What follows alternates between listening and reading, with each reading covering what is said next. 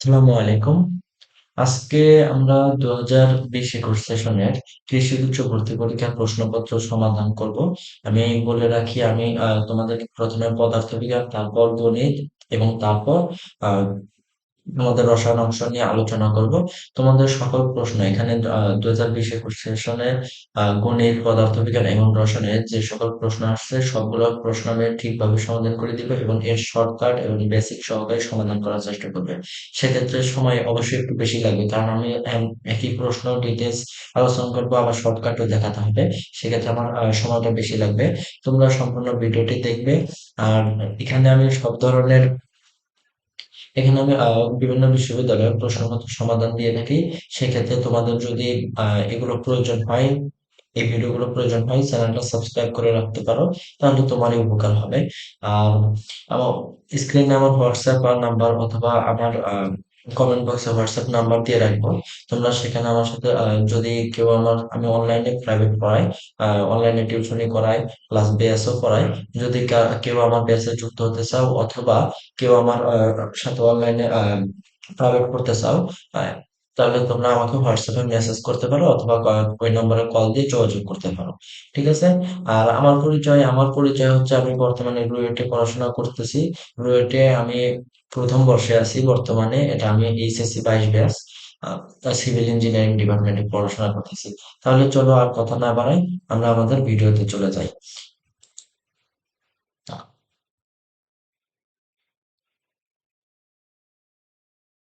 আচ্ছা দেখো, 31 নাম্বার হলেও মানে এটা আর কি ফিজিক্স এর 1 নাম্বার থেকে শুরু হচ্ছে।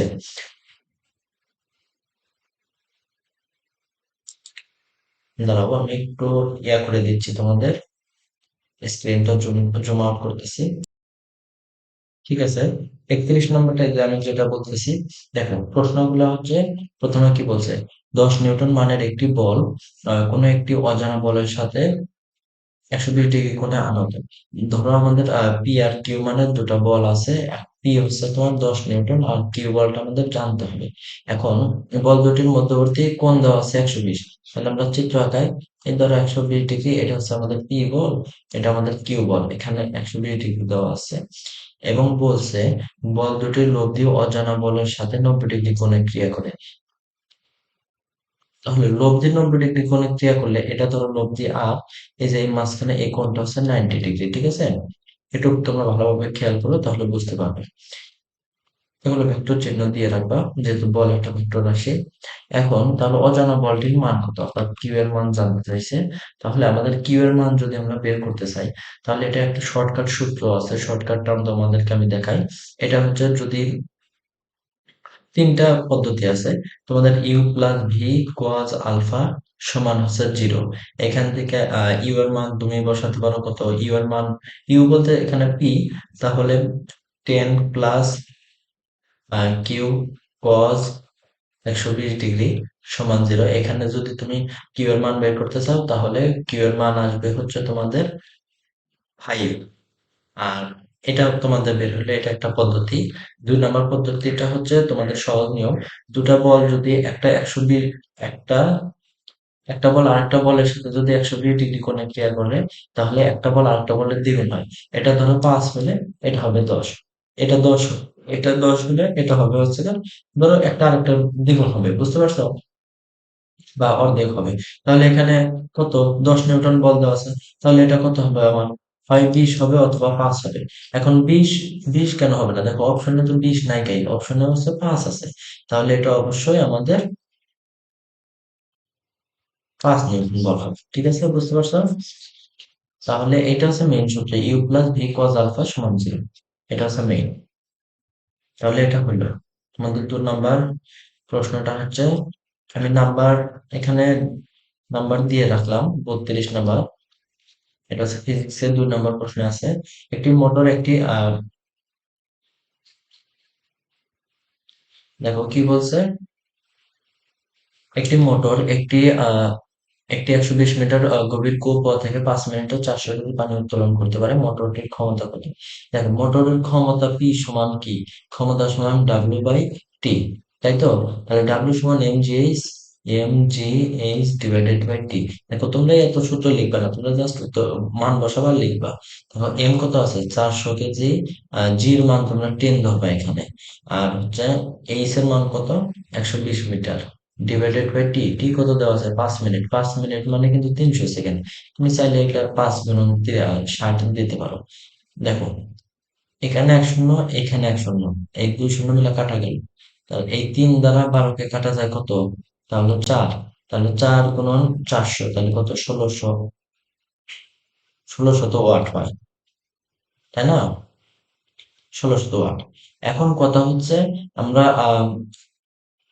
1 হর্স পাওয়ার সমান জানি হচ্ছে গিয়ে 746 ওয়াট। এখন এটা কি আমরা 746 দ্বারা করবো না, এটা আমরা 750 দ্বারা করবো। কেন 50 দ্বারা করবো, কারণ আমাদের হিসাবটা সুবিধার জন্য। তাহলে আমাদের উত্তরটা হর্স পাওয়ার এসেছে। তাহলে 1600 কে আমরা যদি 750 দ্বারা ভাগ করি, 750 দ্বারা ভাগ করি, তাহলে এই শূন্য কাটা গেল। তাহলে 160 কে আমরা 75 দ্বারা ভাগ করবো। এটা অবশ্যই টু হবে না, কারণ আচ্ছা টু হবে, হ্যাঁ দাঁড়াও। কারণ কি 75 দুগুণা কত 150, 150 তাহলে থাকবে কত 10। তাহলে একটা দশমিক দিয়ে শূন্য নিলাম, তাহলে কত হবে 1। তাহলে 75টাকে 75 থাকে কত 25। আর করবো না, কারণ 2.1 আমরা উত্তর পেয়ে গেছি। ঠিক আছে, 2.1 হর্স পাওয়ার উত্তর পেয়ে গেছি। আশা করি এটা বুঝতে পারছো। এখন 746 দ্বারা কেন করলাম না, 746 দ্বারা করলে হইতো, কিন্তু হিসাবটা আমার জটিল হয়ে যেত। বুঝতে পারছি, হিসাবের সুবিধার্থে আমরা এটা করছি। আচ্ছা, 3 নম্বর প্রশ্নটা বলছে যে ক্রিয়া এবং প্রতিক্রিয়া, ক্রিয়া প্রতিক্রিয়ার মধ্যে কোন ঘটে। দেখো আমাদের কোনো একটা বল, যদি এখানে একটা বস্তু আছে, এই বলটাকে এখানে ওয়াল, কোন একটা, দাঁড়াবে 1 মিনিট, এটা একটা আমাদের ওয়াল, কোন একটা বল এখানে এসে লাগে, তখন এই ওয়ালটা কি আমাদের এই দিক বরাবর ফোর্স কাজ করে। তাহলে এদের মধ্যবর্তী কোণ কত 180 ডিগ্রি না? এটা হচ্ছে ক্রিয়া বল। ক্রিয়া এবং প্রতিক্রিয়া বল, এটা হচ্ছে ক্রিয়া বল, আর এটা হচ্ছে আমাদের প্রতিক্রিয়া বল। ঠিক আছে, প্রতিক্রিয়া বল। এটা এদের মধ্যবর্তী কোণ হচ্ছে 180 ডিগ্রি।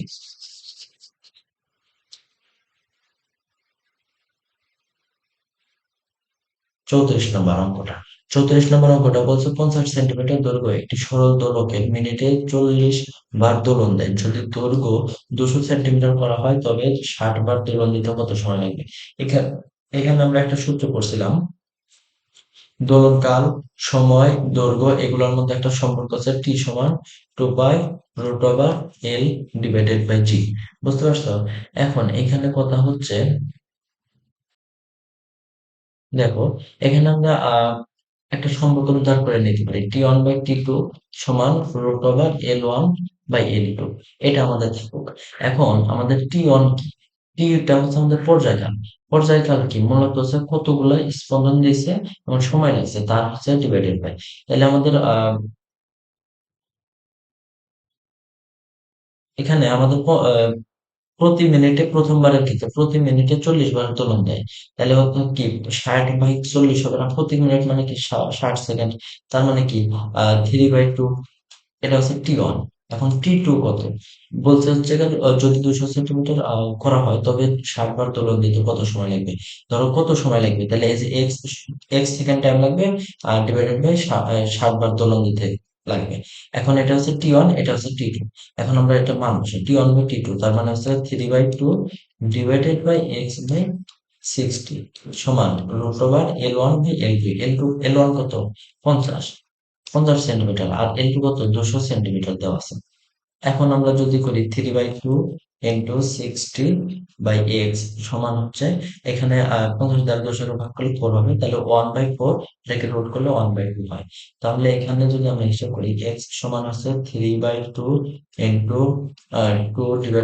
1 × 60, তাহলে 2 কাটা গেল, 3×6 = 18, অর্থাৎ 180 সেকেন্ড টাইম লাগবে। বুঝতে পারছো প্রশ্নটা? আশা করি বুঝতে পারছো তোমরা, সমস্যা হওয়ার কথা না।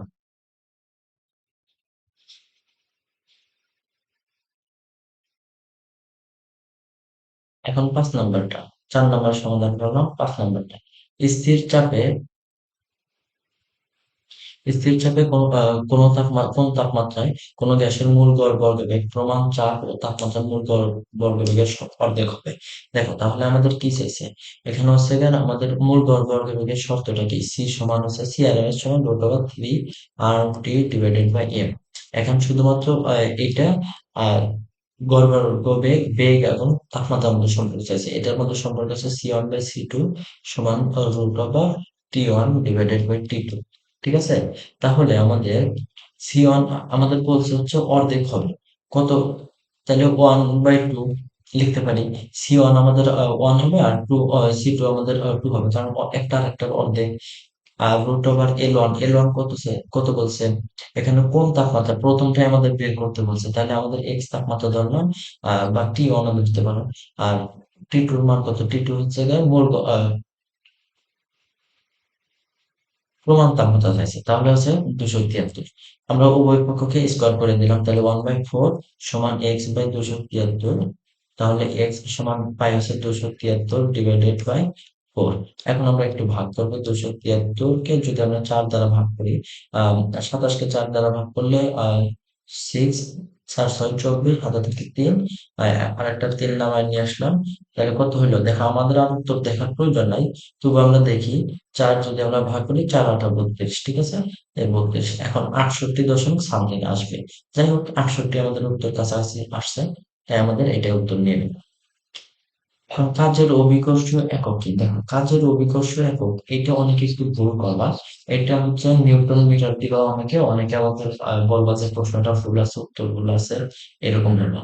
দেখো কাজের অভিকর্ষ একক হচ্ছে গিয়ে আমরা কি জানি, কাজ ডাব্লিউ সমান দেখা যাচ্ছে এফ এফ, আর এই এফ সমান লেখা যায় হচ্ছে এস, ইন্টু এস।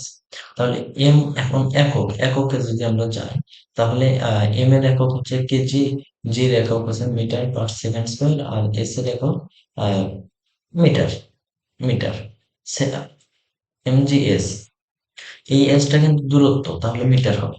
তাহলে এখন অনেকে বলবে kg meter square per second square, এই একক তো নাই, তাহলে কি হবে। আসলে বিষয়টা হচ্ছে এই একক নাই বলতে, এখানে এই অভিকর্ষণ ত্বরণটা হচ্ছে মুক্ত অবস্থায় থাকবে, বুঝতে পারছো।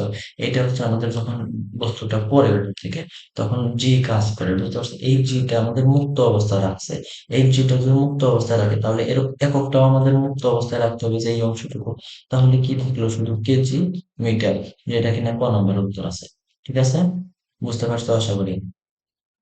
37 নম্বর বলছে একটি পাখা প্রতি মিনিটে 30 বার ঘুরছে, এর কৌণিক বেগ কত। দেখো এটা একদম সহজ একটা সমাধান। কৌণিক বেগ ওমেগা সমান আমরা জানি 2πn ডিভাইডেড বাই টি। তাহলে 2πn, এন মানে কি, কতবার ঘুরছে, কারণ কতবার ঘুরছে 30 বার। আর এই 30 বার ঘুরতে সময় লাগছে কত আমাদের, 30 বার ঘুরতে আমাদের সময় লাগছে হচ্ছে 60 সেকেন্ড। ঠিক আছে, প্রতি মিনিট, তাহলে 60 সেকেন্ড, এই 30 দ্বারা 60 কে ভাগ করলে 2 হয়, এই 2 আর 2 কাটা দিলে আহ পাই রেড পার সেকেন্ড আসে, রেডিয়ান পার সেকেন্ড আসছে। ঠিক আছে, ঠিক আছে, উত্তর পারবা, তাহলে এটা উত্তর সরাসরি পেয়ে গেলাম আমরা। 38 নম্বরটা, একটি স্থির চাপে কোনো গ্যাসের তাপমাত্রা, দেখো কি বলছে, স্থির চাপে কোনো গ্যাসের তাপমাত্রা ও আয়তন যথাক্রমে 30 ডিগ্রি ও 30 ডিগ্রি ও 10 লিটার, তাপমাত্রা সেলসিয়াস স্কেলে দ্বিগুণ করা হলে এর আয়তন কত হবে। দেখো এখানে সম্পর্কটা কিসের, আমাদের সম্পর্কটা চাইছে হচ্ছে তাপমাত্রা এবং আহ আয়তনের ভিতর। তাহলে তাপমাত্রা এবং আয়তনের যদি সম্পর্ক চাই, তাহলে আমরা কিসের সূত্র ব্যবহার করতে পারি, চার্লসের সূত্র, অর্থাৎ V1/T1 সমান V2/T2। এখন V1 আমাদের কত দেওয়া আছে, 10 লিটার, T1 কত দেওয়া আছে, 300 ডিগ্রি সেলসিয়াস, আর 30 ডিগ্রি সেলসিয়াস মানে হচ্ছে গিয়ে 303 ডিগ্রি কেলভিন, আর 303 কেলভিন। এখন আমরা তো এটা ডিগ্রি সেলসিয়াসে বসাতে পারবো না। এখন V2টা আমরা পরে বের করতেছি, কারণ V2টা আমাদের বের করতে হবে, সেটা কিভাবে লিখবো আমি দেখাচ্ছি। আর T2 কত, তাপমাত্রা সেলসিয়াস স্কেলে দ্বিগুণ, মানে হচ্ছে 30 ডিগ্রি আছে 60 ডিগ্রি করবে। এখন 60 ডিগ্রি সমান কেলভিনে কত, কেলভিনে হবে সেটা হচ্ছে 333 কেলভিন। এখন V2 বলছে হচ্ছে, দেখো এখানে একটা লাইন খেয়াল করো, তাপমাত্রা সেলসিয়াস স্কেলে দ্বিগুণ করা হলে এর আয়তন কত গুণ হবে, কত গুণ হবে মানে কি, এই 10-এর কত গুণ হবে, তাহলে 10 × এক্স গুণ হবে, এটা আমাদের চাইছে, বুঝতে পারছো। তাহলে এই 10 আর এই 10 কাটা দিলাম, তাহলে এক্স সমান কি, 333 ডিভাইডেড বাই 303। এখন এটা ভাগ করলে এটা 1.1 হবে। এখন 1.5 তো কখনোই হবে না, কারণ একবার প্রায় কিন্তু কাছাকাছি মান, তাহলে 1.1 হবে। ঠিক আছে, এটা তোমরা পাবা। আর যদি অপশন যদি খুব কাছাকাছি থাকতো তাহলে তোমাদের আবার ফের ইয়া করতে হইতো, আহ এটা ভাগ করে নিতে হতো। 39 নম্বর প্রশ্ন খেয়াল করো।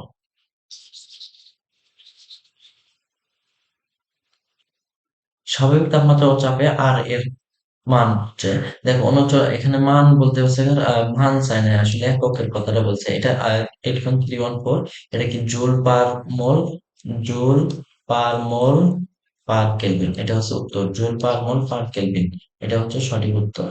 এটা তোমরা মুখস্থ রাখবে সবসময়। 40 নম্বরটা সূত্র চাইছে, রৈখিক ত্বরণ ও কৌণিক ত্বরণের মধ্যে সম্পর্ক। আমরা কি জানি, রৈখিক ত্বরণ সমান হচ্ছে, রৈখিক ত্বরণ হচ্ছে রৈখিক ত্বরণ হচ্ছে আমাদের এ, আর কৌণিক ত্বরণ হচ্ছে আলফা। তাহলে এদের মধ্যে সম্পর্ক কি, এ সমান আর আলফা। এখন এই আরটা কি, আরটা হচ্ছে আমাদের ব্যাসার্ধ। ঠিক আছে, তাহলে আমাদের এ সমান আর আলফা, আর ভি সমান আর ওমেগা। এখানে হচ্ছে ভি হচ্ছে রৈখিক বেগ, ওমেগা হচ্ছে কৌণিক বেগ, আর হচ্ছে ব্যাস, ব্যাসার্ধ। তাহলে এটা হচ্ছে দুটা সূত্র আলাদা, দুটা সূত্র মুখস্থ রাখবা কিন্তু। 41 নম্বর, নিচের কোন বর্ণের আলো তরঙ্গ দৈর্ঘ্য বেশি? দেখো এখানে অনেক, এখানে ভুল করেছে উত্তরটা। এখানে আমরা কি জানি, এখানে একটা আমরা সূত্র জানি যে বেনিয়া সহকলন, বেনিয়া সহকলন, সহকলন, এই গ্রুপটা যাচ্ছে এইদিকে যত যায় তত তত আমাদের তরঙ্গ দৈর্ঘ্য বৃদ্ধি পায়, তরঙ্গ দৈর্ঘ্য বৃদ্ধি পায়, বুঝতে পারছো? আর যদি আমাদের তরঙ্গ দৈর্ঘ্য বৃদ্ধি পায় তাহলে আমাদের এখানে নিতে হচ্ছে নীল, তাহলে এটা তরঙ্গ দৈর্ঘ্য কম। তারপর হচ্ছে হলুদ, এটা তরঙ্গ দৈর্ঘ্য নীলের চাইতে বেশি। আর কমলা, আর চারটা অপশন যে আছে, এটা বেগুনি আছে, নীল আছে, হলুদ আছে, আর কমলা আছে। এদের মধ্যে সর্বোচ্চ তরঙ্গ দৈর্ঘ্য আমাদের কমলাতে, বুঝতে পারছো? কমলা, কিন্তু এখানে আমাদের উত্তর দিয়েছে বেগুনি, কিন্তু বেগুনি উত্তর হবে না, এখানে কমলা উত্তর হবে। ঠিক আছে, এখানে উত্তরটা ভুল করছে। আর এটা তোমরা একদম বেসিক জানো এটা। 42 নম্বর প্রশ্নটা আইসিটি থেকে আসছে। আইসিটি বলতে তোমাদের ওই যে একাদশ সেমিকন্ডাক্টর অধ্যায় থেকে আসছে। 99 হেক্সাডেসিমালে 99 এর পরের সংখ্যা কোনটা? হেক্সাডেসিমালে 99 এর পরের সংখ্যা বের করা একদমই সহজ। আহ পরের সংখ্যা মানে এক যোগ করা লাগবে, 9 এর সাথে এক যোগ করলে কত হয়, 10। আর হেক্সাডেসিমালে 10 মানে হচ্ছে এ, তাহলে আমরা এখানে বসাই এ। তারপর কি থাকলো, 9 থাকলো, কারণ এখানে তো হাতে কোনো কিছু নাই। তাহলে 9A16, অর্থাৎ হেক্সাডেসিমালে 9A হবে। ঠিক আছে, দেখো 1 নম্বরে আছে অপশন। বাইনারি নম্বর 10311, এটাকে ডেসিমালে রূপান্তর করতে বলছে। তাহলে 10311, এটাকে যদি আমরা ডেসিমালে নির্ণয় করি তাহলে আমাদের এখানে সংখ্যা আছে কয়টা, 5টা সংখ্যা আছে। দেখো 10311, এটা 5টা সংখ্যা আছে। তাহলে আমরা একটা কাজ করতে পারি, 10311 এটাকে আমরা যদি বাইনারি থেকে ডেসিমালে নিতে চাই তাহলে আমাদের একটা কাজ করতে হবে, এই 1 গুণন 2 টু দি পাওয়ার 4। কেন 4? এই এখানে যে 5 আছে, যা থাকবে তার সাথে এক কম নিব। তারপর হচ্ছে কি আছে, 0, তাহলে আমাদের 0 × 2 টু দি পাওয়ার কিউব, এক এক করে কমতে থাকবে। তারপর কি আছে, 1 1 × 2 স্কোয়ার প্লাস, তারপর আছে 1 1 × 2 টু দি পাওয়ার 1 প্লাস, তারপর আছে 1 1 × 2 টু দি পাওয়ার কি 0 হবে, কারণ এক এক কম হতে পারে, একের চেয়ে ছোট, আর একটাই থাকে 0। তাহলে আমরা হিসাব করি, 2 টু দি পাওয়ার 4 মানে হচ্ছে 16, প্লাস এটা তো 0 হয়ে যাবে, 0 প্লাস 2 স্কোয়ার মানে 4, তারপর হচ্ছে 2 × 1 মানে 2, প্লাস 2 টু দি পাওয়ার 0 মানে 1, 1 × 1 মানে 1।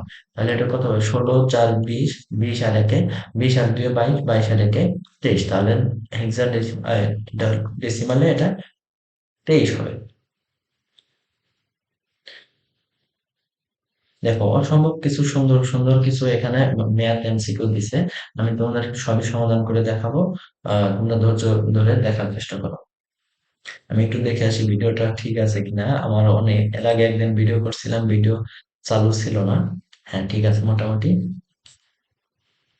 আচ্ছা, একটি সেকেন্ড একটি ঘড়ির সেকেন্ড, মিনিট এবং ঘন্টার কাঁটার কৌণিক বেগ। আচ্ছা, আমরা একটা আগে ঘড়ি আঁকা নেই।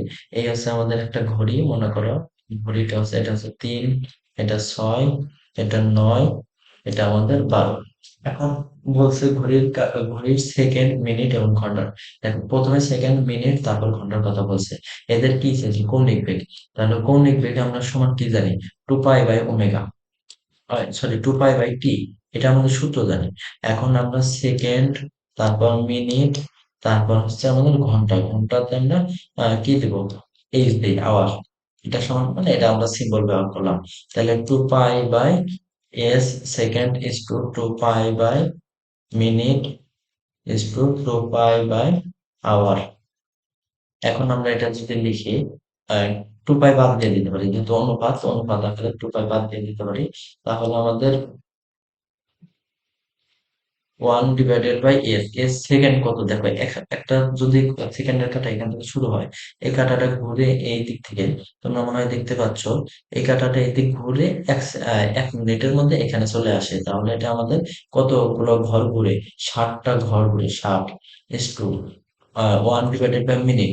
দেখো একটা মিনিটের কাঁটা এই এক এক করে যাইতে থাকে, বুঝতে পারছো? এক এক করে যাইতে থাকে। এটা হচ্ছে এক এক করে যাইতে যেতে বলতে কি 60টা ঘর যায়, কিন্তু 60টা ঘর যাইতে আবার তার 60 একটা ঘর যাইতে আবার 60 সেকেন্ড লাগে। তাহলে 60টা ঘর যাইতে 60 × 60 সেকেন্ড লাগে। ঠিক আছে? আর ঘন্টার কাঁটা তো 12টা ঘর অতিক্রম করে। আর 12টা ঘর অতিক্রম করতে আবার তার 60 মিনিট লাগে। আবার 60টা ঘর অতিক্রম করতে আবার তার 60 সেকেন্ড লাগে। তাহলে এটা মোট সময় লাগে কি? 12 × 60 × 60, তাই না? বুঝতে পারছো আশা করি। এখন আমরা অনুপাতে যেহেতু এই 60, এই 60, এই 60 আমরা কাটা দিতে পারি। তাহলে কি থাকলো? 1/1 is to 1/60 is to 12 × 60, তাহলে কত হয়? 720 হয় এটা। 12 × 60 গুণ করলে এবার 6 × 72, আহ তারপর 720 হয়। এখন আমরা অনুপাতটা স্বাভাবিক আকার আনতে চাইলে 3টাকে আমরা 720 দ্বারা গুণ করবো। তাহলে 720 দ্বারা গুণ করলে 720 is to, এটা হয় হচ্ছে আমাদের হ্যাঁ, 720 দ্বারা গুণ করলে এটা আমাদের 12 হবে। কারণ 60 দ্বারা 720 কে ভাগ করলে পরে 12, আর এটা 1 হবে। ঠিক আছে, এটা উত্তর পেয়ে গেছো। দেখো এটা হচ্ছে গিয়ে সবার শেষে উত্তর আছে। নিয়ন এর গামা এর মান কত? এখানে দেখো ওয়াই দেখাচ্ছে, ওয়াই না তো, এটা তুলতে বলছে, মানে টাইপ মিস্টেক আর কি। অথবা এখানে তুলতে পারে নাই ল্যাপটপ বা কম্পিউটারে, কিবোর্ডে, তার কারণে এখানে ওয়াই লিখছে। এই নিয়নের গামার মান হচ্ছে আমাদের 1.67। এটা তো আমাদের মুখস্থ, বুঝতে পারছো? এটা মুখস্থ রাখতে হবে। কার্নো চক্রে এন্ট্রপি পরিবর্তন, দেখো কার্নো চক্রটা আমাদের এরকম হয়। এখানে আমাদের সমষ্ণ প্রসারণ, এটা রুদ্ধতাপীয় প্রসারণ, এটা সমষ্ণ আহ, সংকোচন, আর এটা হচ্ছে আমাদের রুদ্ধতাপীয় সংকোচন। বুঝতে পারছো? এই 4টা চক্র মিলে আমাদের পুরো কাজটাই আমাদের জিরো হয়ে যায়। মানে কারণ এমন একটা চক্র যেখানে আমাদের কাজটা জিরো হয়ে যাবে দিন শেষে। প্রত্যেক চক্রের একটা আলাদা কাজ থাকে। ওই অংশটুকুর কাজ অবশ্যই ধনাত্মক বা ঋণাত্মক কাজ হবে, কিন্তু এভারেজ যে টোটাল কাজটাই, টোটাল কাজটা আমাদের জিরো হয়ে যায় যোগ করলে। তাহলে যদি কোনো একটা কাজ যদি জিরো হয়ে যায়, তাহলে তো আমাদের সেখানে এন্ট্রপি থাকবে না। বুঝতে পারছো? এন্ট্রপির কোনো পরিবর্তন হবে না, শূন্য হবে। দেখো 1 কাপ পানির তাপমাত্রা 100 ডিগ্রি সেলসিয়াস থেকে 35-এ নামানো হলো। এখন বলছে ফারেনহাইট স্কেলে এই পরিবর্তন কত? আচ্ছা, আমরা ফারেনহাইট স্কেলের পরিবর্তন আগে ডিগ্রি স্কেলের পরিবর্তনটা দেখি। বলছে ডিগ্রি স্কেলে বলছে তাপমাত্রা 100 থেকে 35-এ নামানো হলো, তাহলে পরিবর্তন হলো কত? আমাদের 100 মাইনাস 35, তাহলে আমাদের পরিবর্তন হলো 65 ডিগ্রি সেলসিয়াস। এখন আমরা জানি আহ সেলসিয়াস স্কেলে 1 ডিগ্রি সেলসিয়াস পরিবর্তন সমান ফারেনহাইটে হচ্ছে 1 ডিগ্রি, 1.8 ফারেনহাইট। তাহলে 65 ডিগ্রি সেলসিয়াস পরিবর্তন, পরিবর্তন মানে কি? 1.8 গুণন 65 ডিগ্রি, এটা সমান ফারেনহাইটে উত্তর আসবে। ঠিক আছে, এখন আমরা হিসাব করি 1.8 মানে কি? 18/10 গুণন হচ্ছে 65। তাহলে আমরা যদি আরেকটু হিসাব করি, দাঁড়াও। হ্যাঁ, এখন আমরা এটা লিখতে পারি 18/10কে আমরা 9/5 লিখতে পারি, 2 দ্বারা ভাগ করলাম। তাহলে এটা হচ্ছে 65, তাহলে আমরা 5 13 65 জানি। আর 9 গুণন 13 গুণ 9 আর 13 গুণ করলে পরে 117 হয়। ঠিক আছে? 10 গুণন 13 হচ্ছে গিয়ে 130 হয়। তাহলে 9 গুণন 13 সমান 117 হবে। ঠিক আছে? 117 ডিগ্রি ফারেনহাইট। এখানে আবার কেউ 117 ডিগ্রি সেলসিয়াস দিয়ে শোনা, কিন্তু সেলসিয়াস দেওয়া যাবে না, সেলসিয়াস দেওয়া যাবে না। ঠিক আছে? তাহলে আশা করি বুঝতে পারছো। আচ্ছা, আমি একটু এটা মুছে নেই বোর্ডটা। এর পরের অংশটা তোমরা একটু দেখতে থাকো। 48 নম্বর প্রশ্নটা, আমার বোর্ড মুছতে বেশি টাইম লাগবে না, খেয়াল করো। 48 নম্বর প্রশ্নটা বলছে যে দৃশ্যমান আলোর তরঙ্গ দৈর্ঘ্যের পাল্লা কত? দৃশ্যমান আলোর তরঙ্গ দৈর্ঘ্যের পাল্লা হচ্ছে আমাদের, দেখো আমরা এতদিন জানতাম হচ্ছে 380 থেকে 780 ন্যানোমিটার। তাই তাই তো জানতাম, তাই না? 380 থেকে 780 ন্যানোমিটার, কিন্তু এখানে সেটা বলে না, এখানে আমাদের মিটারে এসেছে। যদি আমাদের মিটারে যায়, তাহলে আমাদের এটা উত্তর হবে হচ্ছে 4 থেকে 400 ধরে নিয়েছে তারা। 400 থেকে 700 ন্যানোমিটার ধরছে, বুঝতে পারছো? এটা উত্তরটা আছে 400 থেকে 700। তার মানে 4 থেকে 10⁻⁻7 হবে, 7 মিটার হবে। 400 থেকে 700 মিলিমিটার, 400 থেকে 700 ইন্টু 10⁻⁷ মিটার হবে। এক আলোক বর্ষ সমান কি? এটা তো মুখস্থ। 9.6 ইন্টু 10⁻12 কিলোমিটার। আর যদি মিটারের কথা বলে, তাহলে 9.6 ইন্টু 10⁻15 15 মিটার। 50 নম্বর প্রশ্নটা বলছে, দেখো 50 নম্বর প্রশ্নটা অতীব সহজ। এখানে বলছে যে 1200 ওয়াটের একটি ইস্ত্রি 30 মিনিট কাজ করলে কত বৈদ্যুতিক শক্তির প্রয়োজন হবে? আচ্ছা, খেয়াল করো। আমাদের কত বৈদ্যুতিক শক্তি, ডাব্লিউ সমান কি জানি, পিটি। তাহলে এখানে আমাদের পি কত দেওয়া আছে? পি দেওয়া আছে হচ্ছে 1200 ওয়াট। আর টি দেওয়া আছে হচ্ছে 30 মিনিট। আর 30 মিনিট 1 ঘন্টা সমান যদি আমাদের 3600 সেকেন্ড হয়, তাহলে 30 মিনিট সমান আমাদের হবে হচ্ছে 1800 সেকেন্ড, অর্ধেক হবে। এখন এটাকে আমরা কিলো ওয়াটে নিব। কিলো ওয়াটে নিতে চাইলে আমাদের 1000 দ্বারা ভাগ করতে হবে। এবং watt, kilo, kilo watt hour, তাহলে 3600 দ্বারা ভাগ করতে হবে। কারণ কি, কিলো ওয়াট আওয়ার, আমাদের অলরেডি ওয়াট আছে, কিলো নিতে গেলে 1000 দ্বারা ভাগ করলে হবে, আওয়ার নিতে গেলে 3600 দ্বারা ভাগ করলে হবে। এই 3600, 18 আর 3600 কাটা গেলে 2 হয়। 2 দ্বারা আহ, যদি আমরা এটাকে কাটি, 1200 কে কাটি, তাহলে আমাদের 600 হয়। আর এই 2 শূন্য, এখান থেকে 2 শূন্য কাটা যায়, তাহলে আলটিমেটলি থাকে হচ্ছে 6/10 কিলো ওয়াট আওয়ার। কেন কিলো ওয়াট আওয়ার হলো? এখানে কিন্তু আমাদের জুল থাকবে, কিন্তু আমাদের, না এখানে জুল না, আমাদের এইখানে জুল আছে। কিন্তু এটাকে আমরা 1000 দ্বারা ভাগ করছি এবং 3600 দ্বারা ভাগ করে 6/10 কিলো ওয়াট আওয়ার। তারপরে এটা 0.6, 6 কে 10 দ্বারা ভাগ করলে তো 0.6 কিলো ওয়াট আওয়ার হবে।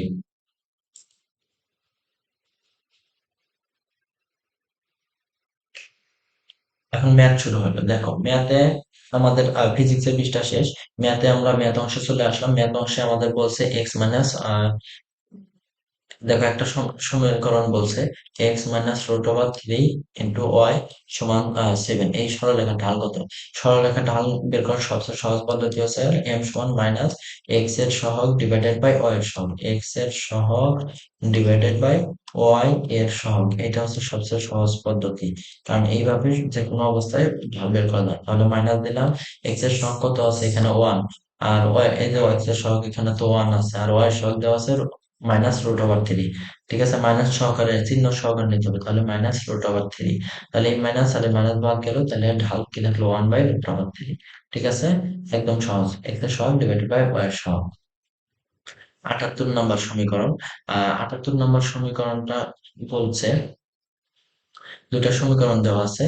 4x মাইনাস 3y প্লাস 12 সমান 0, এবং 4x মাইনাস 3y প্লাস 3 সমান 0। এই দুটা সমীকরণ দিয়ে রাখছে। দেখো এই দুটা সমীকরণ, এক্স এর সহগ আর ওয়াই এর সহগ, এই দুটার ক্ষেত্রে একদম মিলে যাচ্ছে না। তার মানে এই দুটা সরলরেখা হচ্ছে প্যারালাল, অর্থাৎ সমান্তরালে আছে, বুঝতে পারছো? এখন এদের মাঝখানের মধ্যবর্তী দূরত্ব কত, সেটাই আমাদের জানতে চাইছে, বুঝতে পারছো? তাহলে আমাদের দূরত্ব বের করার, যদি সমান্তরাল সরলরেখা থাকে দুটা, তাহলে দুটো সমান্তরাল সরলরেখার দূরত্ব বের করার সহজ পদ্ধতি হচ্ছে এদের যে ধ্রুব অংশ আছে এদের পার্থক্য নিতে হবে। তাহলে 12-3 ডিভাইডেড বাই √, এদের যে সহগ আছে সহগের স্কোয়ার নিতে হবে, তাহলে 4² প্লাস থ্রি স্কোয়ার। এখন বলতে পারো কোন লাইনের সহগের স্কোয়ার নিব। দেখো দুইটার কিন্তু একই সহগ থাকে, তাহলে যে কোনো একটা নিলেই হবে। আর এখানে মডুলাস দিয়ে দিবা, কারণ অনেক সময় মাইনাস আসে। তাহলে আমাদের উপরে হবে হচ্ছে এটা 9, 12 মাইনাস 3 সমান 9। আর এটা হচ্ছে 5 হয়। তাহলে 9/5 উত্তর চলে আসলো। ঠিক আছে, 9/5 একক। 79 নম্বর প্রশ্নটা, 79 নম্বর প্রশ্নটাও অন্তরীকরণ থেকে দিছে, এবং এটা একটা সূত্র দিছে। জাস্ট এটা ম্যাথ অংশটা অনেক সহজ করছে। বলছে ddx of 10 to the power x, এটার অন্তরীকরণ জানতে চাইছে। এটা সমান হোয়াট। আমরা একটা সূত্র জানি d d x of a to the power x, এটা সূত্র জানি a to the power x into ln a. তাহলে আমাদের এটার অন্তরীকরণ কি হবে? তাহলে অন্তরীকরণ হবে হচ্ছে 10 to the power x into loan 10। ঠিক আছে, এখন লন কে আমরা জানি হচ্ছে লন সমান হচ্ছে লগ ই। ই ভিত্তিক লগ কে আমরা লন বলি। তাহলে 10 to the power x into log e ভিত্তিক লগ 10, এটা লিখতে পারি। এর অপশনটা কোথায় আছে দেখো, এই অপশনটা ক নম্বরেই আছে। 80 নম্বর প্রশ্নটা, 80 নম্বর প্রশ্নটা অনেকেই মানে মুখস্থ করবা, জটিল অংশ করবা, এত কঠিন করার চাইতে নর্মালি 5 বার ডিফারেন্সিয়েশন করে ফেলো না, তাই তো ভালো হয়। তাহলে ওয়াই সমান কি আছে, y e to the power minus x. এখন তাহলে ওয়াই ওয়ান সমান একবার ডিফারেন্সিয়েশন করলে minus e to the power minus x, আরেকবার ডিফারেন্সিয়েশন করলে হবে হচ্ছে plus e to the power x minus x. দেখো একবার মাইনাস মাইনাসে প্লাস হয়ে যাবে। আরেকবার ডিফারেন্সিয়েশন করলে এটা কি, তাহলে ওয়াই টু, এটা হচ্ছে ওয়াই থ্রি। তাহলে মাইনাস এ টু দেওয়ার মাইনাস এক্স। ওয়াই ফোর হবে হচ্ছে প্লাস এ টু দেওয়ার মাইনাস এক্স। ওয়াই ফাইভ হবে হচ্ছে মাইনাস এ টু দেওয়ার মাইনাস এক্স। দেখো এটা ওয়াই ফোর, এটা ওয়াই ফাইভ। এখন এটা এতবার, মনে করো যে এখানে তোমরা অনেকে বলতে পারো যে 10 বার, 15 বার, সেক্ষেত্রে আমাদের করতে হবে। দেখো আমাদের বিজোড়ের বেলা কিন্তু মাইনাস আসতেছে, খেয়াল করো। আমরা যখন ওয়াই ওয়ান বের করতেছি তখন মাইনাস আসতেছে, আর যখন ওয়াই টু বের করতেছি তখন প্লাস আসতেছে, ওয়াই থ্রি বের করতেছি মাইনাস আসতেছে। তার মানে বিজোড় যখন হচ্ছে তখন মাইনাস। এইভাবে তোমাদের সম্পর্ক স্থাপন করতে হবে। বিজোড়ের বেলায় আমাদের আসতেছে মাইনাস, ঠিক আছে, আর জোড়ের বেলায় আসতেছে কি, প্লাস আসতেছে। তাই এইভাবে তোমাদের সম্পর্ক স্থাপন করতে হবে, না হলে তোমরা পারবে না, এটা অনেক কঠিন হয়ে যাবে এত সূত্র মুখস্থ রাখা। 81 নম্বরটা কি বলছে?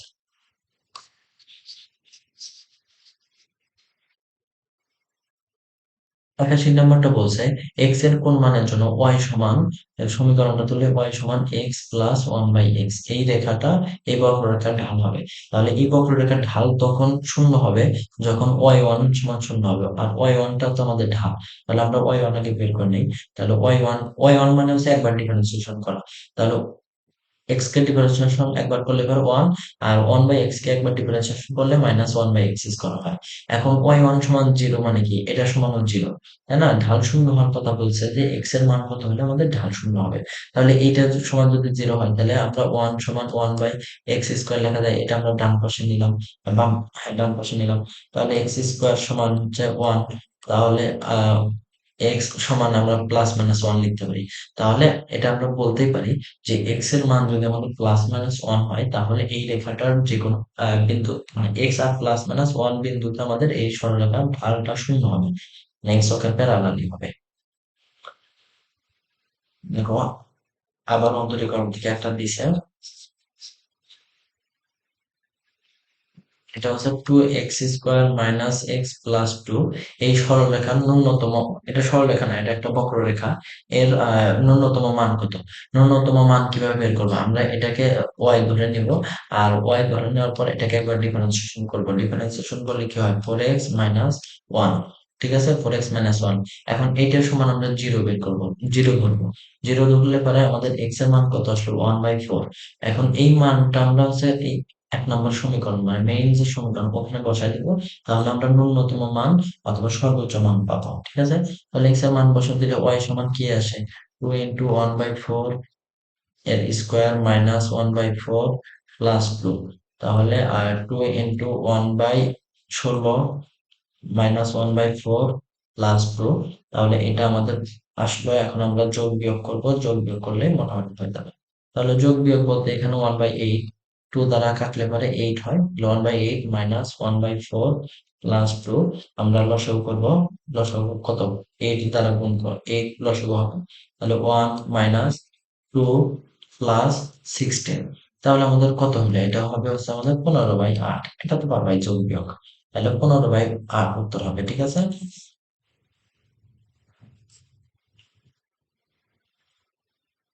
15/8 উত্তর হবে, অর্থাৎ এক্স ওয়াই এটা একটা ঢাল বের করবা। ঢাল একবার বের করার পর তোমরা এটা ধরে নিবা। ঢাল বের করার পর ঢাল বের করার পর ওইটা সমান শূন্য ধরে নিয়ে এক্স এর মান বের করো। বের করার পর ওটা মেইন সমীকরণে বসা দিলে যেটা উত্তর হবে সেটাই আমাদের হবে। দেখো, ইন্টিগ্রেশন অফ, এটা একটা সূত্র দিছে, ইন্টিগ্রেশন অফ, দেখো বলতেছে integration of sine a x dx এটার সমান হওয়ার।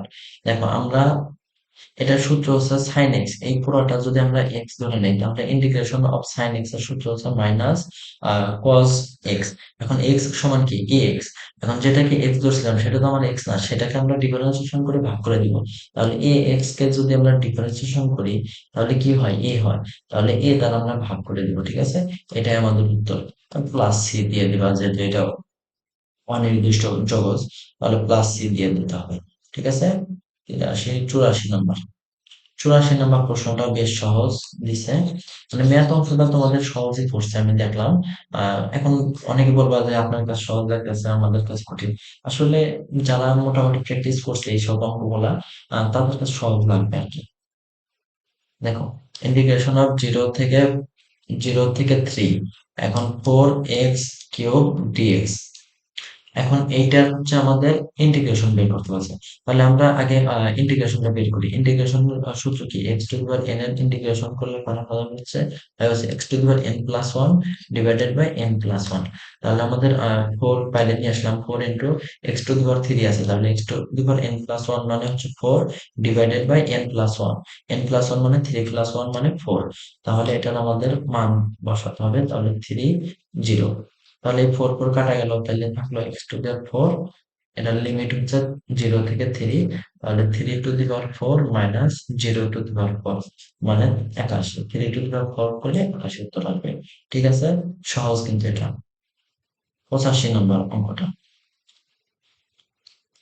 85 নম্বর অঙ্কটা বলছে একটা সরলরেখা দেওয়া আছে, 5x + 2y, 5x + 2y -8। এই সরলরেখার উপর লম্বরেখার ঢাল কত?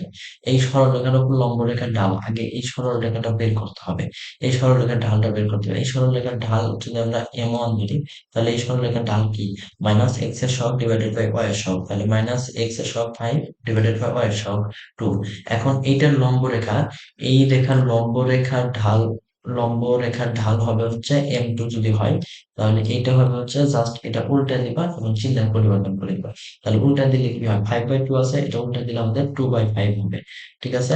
আর এখানে যা চিহ্ন থাকবে সেটার চিহ্ন পরিবর্তন হবে। এখানে মাইনাস আছে, মাইনাস থাকলে আমাদের প্লাস হবে, প্লাস তো দেওয়া লাগবে না। আর যদি প্লাস থাকতো তাহলে আমাদের এখানে মাইনাস দিতাম। অর্থাৎ এটা মেইন কনসেপ্টটা হচ্ছে m1 m2 সমান -1।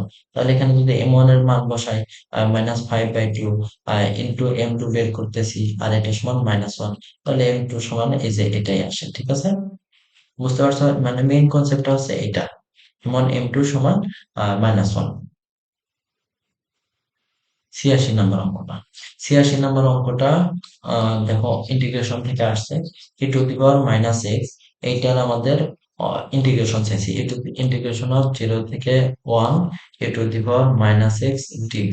এটার যদি ইন্টিগ্রেশন বের করি, আমাদের e⁻⁻x এর এই পুরোটাকে আমরা x ধরবো, ঠিক আছে? তাহলে e⁻x এর ইন্টিগ্রেশন e⁻x। এখন যেটাকে x ধরছি সেটাকে তো আমাদের ডিফারেন্সিয়েশন করে ভাগ করতে হবে, তাহলে -x কে ডিফারেন্সিয়েশন করে ভাগ করে দিলে -1। এখন আমরা লিমিট বসাবো, হচ্ছে 1 থেকে 0, 0 থেকে 1। তাহলে এটা কি মাইনাস e টু দি পাওয়ার এখানে মাইনাস বসা নাই, e⁻⁻x, মানে এই মাইনাসটা কই আসলে, মাইনাস দ্বারা ভাগ করে দিলে তো -e⁻⁻x আসে। 0 থেকে 1 আমরা এখন মানটা বসাই দিব, -e⁻⁻1, তারপর মাইনাস মানে হচ্ছে প্লাস e⁻⁻0। তাহলে এটা উত্তর আসে হচ্ছে -1/e, তারপর প্লাস 1, ঠিক আছে? দেখো এটা কোথায় আছে, এটা হচ্ছে গ নাম্বার অপশনে আছে। 87 নম্বর ম্যাথ, খেয়াল করো। 87 নম্বর ম্যাথটাই বলছে, বেশ মশা। 87 নম্বর ম্যাথটা একটা ত্রিকোণমিতিক ফাংশনের কথা বলছে, তাই আমরা আগে একটা সুন্দর করে ত্রিকোণমিতিক চিত্র আঁকাবো। আর ত্রিকোণমিতিক চিত্র আঁকালে এখানে হচ্ছে সাইন ইনভার্স 1/2। সাইনের ক্ষেত্রে আমরা কি জানি, লম্ব বাই অতিভুজ, তাই না? তাহলে 1/2 থাকা মানে হচ্ছে লম্ব 1 আর অতিভুজ 2। আর অতিভুজ লম্ব 1 আর অতিভুজ 2 হলে আমাদের ভূমি হবে স্যার √3। এটা তো তোমরা পারবা আর কি, √3। এখন আমরা কটের মানটা যদি এখানে বের করি, তাহলে কট ইনভার্স সমান কি হবে? কট ইনভার্স সমান ভূমি বাই লম্ব। তাহলে ভূমি বাই লম্ব মানে √3 হবে। √3 ডিভাইডেড বাই 1, 1 আর দিলাম না, √3 হবে। এখন আমাদের অঙ্কটা হচ্ছে কট ইন্টু কট ইনভার্স √3। দেখো কট ইনভার্স এটার মানটাই কিন্তু হচ্ছে সাইন ইনভার্স 1/2। এটাকে আমরা কনভার্ট করে কটে নিয়ে আসলাম, সাইনটাকে কনভার্ট করে কটে নিয়ে আসলাম, তাহলে কট ইনভার্স √3 আসলো। তাহলে এই কট আর এই কট বাদ যায়, দেখ কাটাকাটি কিন্তু যায় না, আমি কিন্তু ভুল দেখিলাম, কাটাকাটি যায় না আসলে। এটা হচ্ছে বাদ যায়, ত্রিকোণমিতিক কোনো ভাগ কাটা যায় না। তাহলে এটা √3 থাকে। ঠিক আছে, বুঝতে পারছো? তাহলে উত্তরটা √3। আচ্ছা, 88 নম্বর অঙ্কটা তোমাদেরকে শর্টকাট দেখানো যায়, আবার ডিটেলসটাও দেখাতে হবে। চিত্রটা কাটলাম। দেখো শর্টকাট বলতে আমাদের এখানে একটা প্রশ্নটা তুলি, সাইন, তারপর কট ইনভার্স, তারপর আবার ট্যান ইনভার্স, সরি ট্যান আছে, তারপর হচ্ছে আমাদের কজ ইনভার্স 3/5। দেখো এখানে সাইন আর কজ বিপরীত এটা আছে, ট্যান আর কট বিপরীত এটা আছে, তার মানে কি আলটিমেটলি যেটা আছে ওটাই থাকবে। এটা শুধুমাত্র সাইন কজ ট্যান আর কটের ক্ষেত্রে একটা আর একটা বিপরীত থাকলে তবেই হবে, উত্তরটা 3/5 হবে, অন্যান্য জায়গায় শর্টকাটটা কাটবে না। এখন আমরা আমাদের ডিটেলস কাজটা করব। ডিটেলস কাজটা হচ্ছে আমাদের এটা, যে আমাদের cos ইনভার্স 3/5 আছে, cos ইনভার্স 3/5 থাকে মানে ভূমি বাই অতিভুজ, cos এর ক্ষেত্রে আমাদের ভূমি বাই অতিভুজ, তাহলে 3 আর এটা হচ্ছে 5, তাহলে লম্ব হবে আমাদের 4। তাহলে cos ইনভার্স 3/5 কে আমরা যদি টেনে নিতে চাই, কেন টেনে নিব? এখানে আমাদের tan আছে, তাহলে টেনে নিতে চাইলে tan ইনভার্স লম্ব বাই ভূমি মানে 4/3। তাহলে sin into cot inverse tan into cos inverse 3/5 কে আমরা কি লেখা পারি? tan inverse 4/3। তাহলে এই tan আর এই tan ইনভার্স বাদ যায়, তাহলে কি থাকলো? sin cot inverse 4/3। এখন কিন্তু আমাদের cot ইনভার্স এর মানটা sin এর মাধ্যমে প্রকাশ করতে হবে, তাহলে কিন্তু হয়ে যাবে। এখন নতুন করে আর চিত্র আঁকাবো না, আমরা একটু এটাই রিকভার করব। এই অংশটা বাদ দিলাম, এই অংশটা তো দরকার নেই, 5টা বাদ দিই। তাহলে আমাদের খেয়াল করো, এখানে কটের ক্ষেত্রে 4/3 আছে, তার মানে কি ভূমি বাই লম্ব আছে, তাহলে আমাদের ভূমি হবে হচ্ছে আমাদের 4 আর লম্ব হবে আমাদের 3, তাহলে অতিভুজটা অবশ্যই 5 হবে। তাহলে এটা যদি আমরা কট ইনভার্স 4/3 কে যদি আমরা সাইনের মাধ্যমে প্রকাশ করি, তাহলে কি হবে? সাইন ইনভার্স লম্ব বাই অতিভুজ মানে 3/5 হবে। তাহলে এটা যদি আমরা বসাই, তাহলে sine into sine inverse 3/5, ultimately sine আর সাইন ইনভার্স বাদ যে থাকলো কিন্তু 3/5। এই একই প্রশ্ন আমরা জাস্ট ডিটেলস দেখালাম। আর তোমাদের বলছিলাম যে এখানে সাইন আর এখানে কজ ইনভার্স, তাহলে মানে একটা আরেকটার বিপরীত, এখানে কট ইনভার্স আছে, এখানে টেন ইনভার্স আছে, টেন আছে, তাহলে এখানেও একটা আরেকটার বিপরীত। এই ক্ষেত্রে এখানে যা উত্তর থাকবে যেটা থাকবে সেটা আমাদের উত্তর হবে। ঠিক আছে, বুঝতে পারছো আশা করি? বেশ সহজ কিন্তু।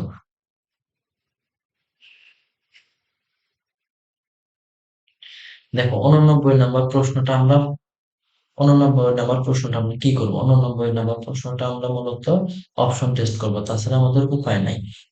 ঠিক আছে, দেখো অপশন টেস্ট করলে আমাদের ইয়াটা কি আছে, কেন উপায় নাই? উপায় নাই বলতে এটা না যে করাই যাবে না, করা যাবে কিন্তু অনেক বড় হয়ে যাবে। দেখো কট theta cosec theta plus cot theta সমান √3 আছে, তাহলে আমরা থিটার মান যদি বারবার এখানে বসানো, বাম পক্ষে বসানোর পর যদি আমাদের √3 যেটাতে আসবে সেটাই আমাদের উত্তর চলে আসবে। ঠিক আছে, তাহলে আমাদের প্রথমে 5/6 আছে, এই ক নম্বরে আছে হচ্ছে 5/6। 5/6 মানে হচ্ছে 30 ডিগ্রি, আমরা 30 ডিগ্রি বসাই, তাহলে কোসেক 30 প্লাস কট 30। দেখো তোমরা তো মান বসাবে না, তোমরা মুখে মুখে করে ফেলবা। কোসেক 30 মান হচ্ছে 2, কিভাবে 2? সাইন 30 মান 1/2, তাহলে কোসেক 30 উল্টে যাবে, তাহলে 2/1 মানে 2, প্লাস কট 30 মান হচ্ছে √3। ঠিক আছে, cot 30 মান হ্যাঁ √3, কারণ tan 30 মান 1/√3, তাহলে cot 30 উল্টা যাবে, তাহলে √3/1 অর্থাৎ √3। তাহলে এটা কিন্তু আমাদের মান মিললো না, কারণ আমাদের উত্তরই আছে √3। তাহলে আমরা এখন আহ খ নম্বর অপশন যেটা আছে সেটা হচ্ছে π/3 অর্থাৎ 60 ডিগ্রি এটা। তাহলে এটা বসায় দেই। তাহলে এই যে এখানে বসা দিব, তাহলে cosec 60 প্লাস কট 60, এটা যদি আমরা বসাই তাহলে কোসেক 60 এর মান কত? এবার হচ্ছে 2/√3 আসবে। কেন 2/√3? সাইন 60 এর মান √3/2, এটা উল্টা দিলে 2/√3 আসবে। প্লাস আমাদের কট 60 এর মান কত?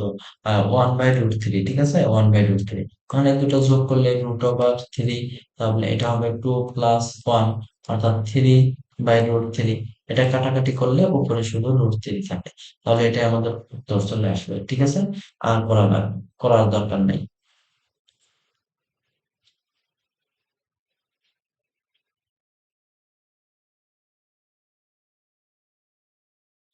দেখো 89 90 নম্বর প্রশ্নটা, 90 নম্বর প্রশ্নটা একটু ভেজাল করছে। কিরকম ভেজাল আমি তোমাদেরকে দেখাচ্ছি। বলছে কি এর মান কত হলে x² প্লাস kx প্লাস 1 = 0 এই সরলরেখাটা আমাদের কি হবে?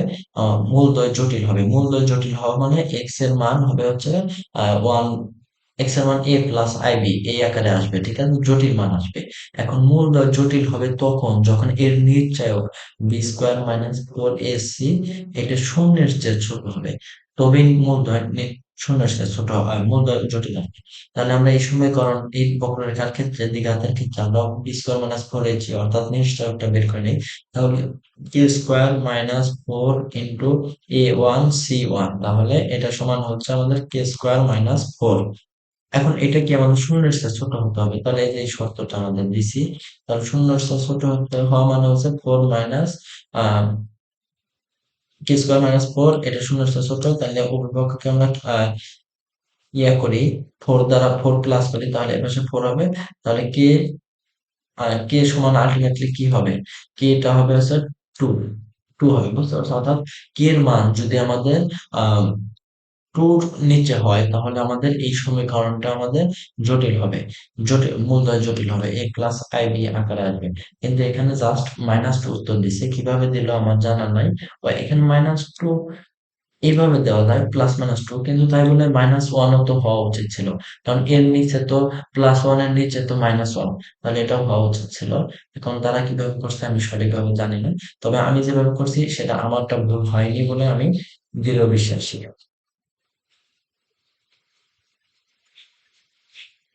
তোমাদের আগে একটু বলে রাখি যে তোমাদের প্রশ্ন ব্যাংক সমাধানটা আমি সম্পূর্ণটা করে দিচ্ছি সম্পূর্ণ ফ্রিতে।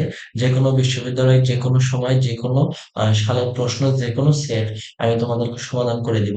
সেক্ষেত্রে তোমাদের যে সমাধানটা লাগবে তোমরা আমাকে কমেন্ট বক্সে অথবা আমার ফেসবুক পেজে অথবা হোয়াটসঅ্যাপে বা যেভাবে পারো তোমরা আমাকে জানাবা, তোমরা তোমাদের মাধ্যমে আমাকে জানাতে হবে, তাহলে সেটা আমি দ্রুত দেওয়ার চেষ্টা করবো। আর যদি মনে করো না আমি আমার মতো করে যেভাবে দিচ্ছি ঠিক আছে আমি সেভাবেই দিব, হয়তো এরপর আমি বাকৃবির বাংলাদেশ কৃষি বিশ্ববিদ্যালয় 2019-20 সালের প্রশ্নটা সমাধান করে দেখাবো। তো তোমাদের যেটা লাগে তোমরা সেটা আমাকে জানাতে পারো, তবে তবে সেটা আমি আগে দেওয়ার চেষ্টা করবো। আর প্রমোশন একটু করি। প্রমোশনটা হচ্ছে আমি কৃষি গুচ্ছের জন্য আমার একটা ব্যাচ চালু আছে অনলাইনে। তোমরা যদি কেউ সেখানে এড হতে চাও সেখানে এখনো এড হতে পারবা। সেটা আমাদের মোটামুটি এটা মে মাস চলতেছে, মে মাসের 20 তারিখ পর্যন্ত এড হতে পারবে, তারপর আমি নিব না। আর এটার সিট সংখ্যা অনেক কম, এটা মাত্র বিএড জন নিয়ে আমি চালু করছি। যদি এরপর আরো বেশি ছাত্র তাহলে আমরা ছাত্রছাত্রী হয় তাহলে আমি আরেকটা ব্যাচ চালু করব, সেখানে আমাদের আলাদা একটা ব্যাচ থাকবে, কিন্তু প্রত্যেক ব্যাচে 20 জনের বেশি হবে না। এটা আমাদের অলরেডি কিছু অ্যাডমিট হয়েছে, যেহেতু আমি নতুন এখানে তোমরা আমাকে সাহায্য করবে। এক্ষেত্রে আমার মানে তোমরা আমাকে সাহায্য না করলে তো হবে না, সেক্ষেত্রে তোমরা আমাকে সাহায্য করবে বলে আমি আশাবাদী। ঠিক আছে। 91 নম্বর প্রশ্নটা হচ্ছে আমাদের দেওয়া আছে y = 2x + c, এটা একটা সরলরেখা সমীকরণ। এই সমীকরণটা হচ্ছে x² / 4 + y² / 3 = 1। এই একটা উপবৃত্তের স্পর্শক হলে সির মান কত হবে, এই মানটা আমাদের কত হবে, এই সির মানটা কত হবে যদি স্পর্শক হয়। এখন ধরো এই একটা হচ্ছে আমাদের উপবৃত্ত, স্পর্শকটা নিশ্চয় এই যে এদিক যাবে, দাঁড়াও একটু, হ্যাঁ এই যে স্পর্শ করে গেছে, এইখানে হচ্ছে আমাদের সি কত হবে, ঠিক আছে, এই সি কত হবে, এই সির মানটা হবে হচ্ছে root over a square m square plus b square, এটা হচ্ছে সূত্র আমাদের, তাহলে এটা মুখস্থ করতে হবে। আর বৃত্তের ক্ষেত্রে যদি বৃত্ত বলতো, এইটাই যদি উপবৃত্ত না বলে যদি একটা বৃত্ত বলতো, তাহলে এটা হতো হচ্ছে a into root over one plus m square, ঠিক আছে, এটা মনে রাখো, এটা হচ্ছে একটু এক্সট্রা দিলাম। এটা হচ্ছে বৃত্তের ক্ষেত্রে, বৃত্ত সার্কেল, সার্কেল লিখে দেই, সার্কেলের ক্ষেত্রে। আর এটা হচ্ছে ইলিপস, এলিপসই তো উপবৃত্ত, হ্যাঁ এলিপস। তাহলে আমাদের root over a square, a square বলতে আমাদের এই ফোর বুঝাইছে, a square into m square, m কত, এই যে ওয়াই সমান এম এক্স প্লাস সি, তার মানে টু ঢাল, plus b square, b square সমান হচ্ছে এই থ্রি, তাহলে আমাদের এটা উত্তর হয়েছে চার দুগুণা কত, আট, হ্যাঁ চার দুগুণা আট প্লাস তিন, তাহলে রুট ওভার আট তিন এগারো, দাঁড়াও এক মিনিট, কেন উত্তর মিলতেছে না, এক মিনিট আমি দুঃখিত, এখানে আমি দেখো ভুল করে রাখছি, সূত্রটা ঠিক লিখছি, এম স্কোয়ার ঠিক লিখছি, এখানে টু উপর স্কোয়ার দেয় নাই। তাহলে চার চারে 16 আর তিনে 19, তাহলে 19, রুট ওভার 19। এখন একটু আজান দিচ্ছে, তো আমি একটু স্টপ রাখি, তোমাদেরকে এরপর আমি আবার সমাধান করে দেখাচ্ছি আজানের পর, ঠিক আছে। হ্যাঁ দেখো, এরপর আমাদের হচ্ছে 91 করলাম, 92 নম্বর প্রশ্নটা, দুটি সমান বলের লব্ধি বল দ্বয় সমান হবে, দুটি সমান বলের লব্ধি বল দ্বয় সমান হলে বল দ্বয়ের মধ্যবর্তী কোণ কত, এটা হচ্ছে 120 ডিগ্রি, মুখস্থ একদম ডিরেক্ট মুখস্থ, কিছু চান্স পেতে গেলে মুখস্থ করা লাগে। আর এটার প্রমাণ আমি দেখাচ্ছি, কারণ এটা অনেক জায়গায় আসছে তো। দেখো দুটি সমান বল বলছে, তাহলে আমাদের পি কিউ বলটা সমান দেবো, তাহলে একটা পি আর একটা পি। এখন লব্ধি আহ বলের সমান, দুটি সমান বলের লব্ধি বল দ্বয় সমান, মানে এই লব্ধি আর একটাও পি হবে, বুঝতে পারছো, বল দ্বয় সমান হলে এদের মধ্যবর্তী কোণ আলফা কত। তাহলে আমাদের একটা সূত্র লিখে নিলে, আমরা লব্ধি পি স্কোয়ার আর স্কোয়ার সমান মানে কি, পি স্কোয়ার সমান p square plus b square plus two p into p cos alpha, এটা বুঝতে পারছো তো কিভাবে, আর স্কয়ার সমান p square plus q square plus two p q cos alpha. এখন এখানে সবই তো পি কিউ আর সবই তো আমার পি, তাহলে এই পি স্কয়ার বাদ গেল, তাহলে মাইনাস পি স্কয়ার সমান r two p square cos alpha. তাহলে এই পি স্কয়ার আবার এই পি স্কয়ার কাটা গেল, তাহলে আলফা সমান হচ্ছে কস ইনভার্স মাইনাস হাফ, ঠিক আছে। তাহলে এটা সমান আমাদের 120 ডিগ্রি উত্তর চলে আসলো, বুঝতে পারছো, এটা হচ্ছে প্রমাণ, এখন মুখস্থ করে করে নিতে হবে। দেখো 93 নম্বর প্রশ্নটা বেশ সুন্দর একটা প্রশ্ন দিছে, কনসেপচুয়াল, বলছে যে এবিসি ত্রিভুজের তিনটি শীর্ষবিন্দুতে টু টু পি তিনটি সদৃশ সমান্তরাল বল ক্রিয়া করছে। মনে করো একটা ত্রিভুজ আঁকায় নেই, আগে এবিসি, আগে একটা ত্রিভুজ আঁকায়, আচ্ছা না থাকুক, আগে আমরা নর্মালি একটা রেখা আঁকাই, এই একটা রেখা, এই একটা রেখা, এই একটা রেখা। এখন এই এদের মাঝখানে হচ্ছে বল ক্রিয়া করছে, মানে হচ্ছে এইখান থেকে এই পর্যন্ত একটা বল, আবার এইখান থেকে এই পর্যন্ত একটা বল, কই দাগ ভুল করে ফেলছি, হচ্ছে আবার ঠিক করতেছি এক মিনিট, আর এইখান থেকে এই পর্যন্ত আর একটা বল কাজ করছে। এখন এইটা হচ্ছে আমাদের মূল বিন্দু, ঠিক আছে, এইটা হচ্ছে টু, এখানে হচ্ছে পি, ধরো পি এখানে টু, যেটাই ধরো। এখন বলছে যে এদের লব্ধি ত্রিভুজের ভরকেন্দ্রগামী ফলে পি এর মান কত, এই কোণটা হচ্ছে 60 ডিগ্রি হবে, এই কোণটাও 60 ডিগ্রি, এই কোণটাও আমার 60 ডিগ্রি হবে। কিভাবে, এটা হচ্ছে বলছে সদৃশ সমান্তরাল হবে, তার মানে কি এটা ত্রিভুজটাও সমভুজ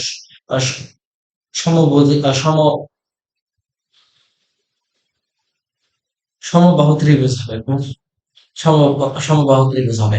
তাহলে আমাদের ত্রিভুজের সাইন সূত্র বসালে টু বাই সাইন 60 সমান টু বাই সাইন 60 সমান সমান পি বাই সাইন 60 হয়। তাহলে আমরা পির মান বের করতে গেলে তাহলে 2/sin 60 যে কোনো দুটা নিব, যে কোনো দুটা একটা নিব আর একটা পি টা নিব, তাহলে p/sin 60। তাহলে পির মানটা বের করতে হলে পি সমান হচ্ছে 2/sin 60 ইন্টু sin 60, অর্থাৎ এটা আমরা হিসাব করবো। এই sin 60 কাটা গেলে থাকে শুধু পি 2, তাহলে পির মান কত আমাদের 2।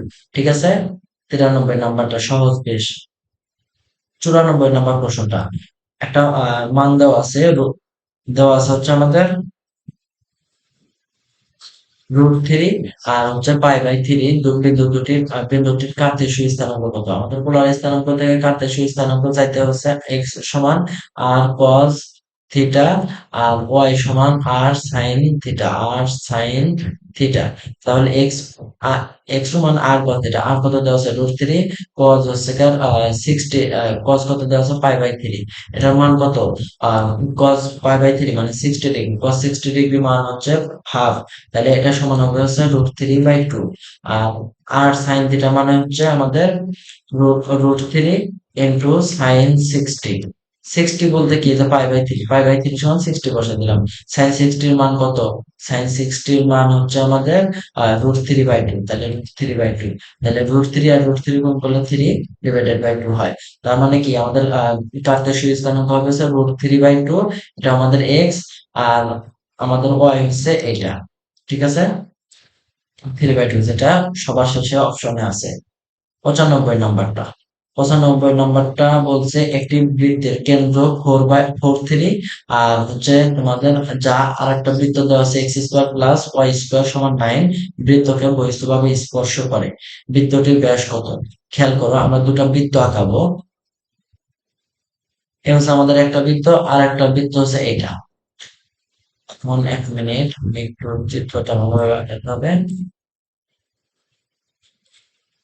হ্যাঁ, দেখো, এখন এইখানে এই বৃত্তটা ধরো হচ্ছে এটা হচ্ছে আমার x² + y² + 9। দেখো বৃত্ত দুটো পরস্পরকে স্পর্শ করে, এটা কিন্তু বলে দিছে এই যে এখান থেকে স্পর্শ করে। এখন এইটা হচ্ছে আমাদের, ধরো এরা পরস্পরকে স্পর্শ করলে এদের মধ্যবর্তী কেন্দ্র দুটো যোগ করে দিলাম। এই বৃত্তের কেন্দ্র হচ্ছে 4/3, আমার এটার ব্যাস ব্যাস চাইছে আর ওয়ান ধরলাম, এটা ব্যাস হচ্ছে r2, এটা সমান হচ্ছে 3। কিভাবে 3? x² + y² সমান r², তার মানে r² এখানে 9 দেওয়া আছে, তার মানে r মানে হচ্ছে 3 দেওয়া, অর্থাৎ r2 3। এটার কেন্দ্র হচ্ছে 0 0।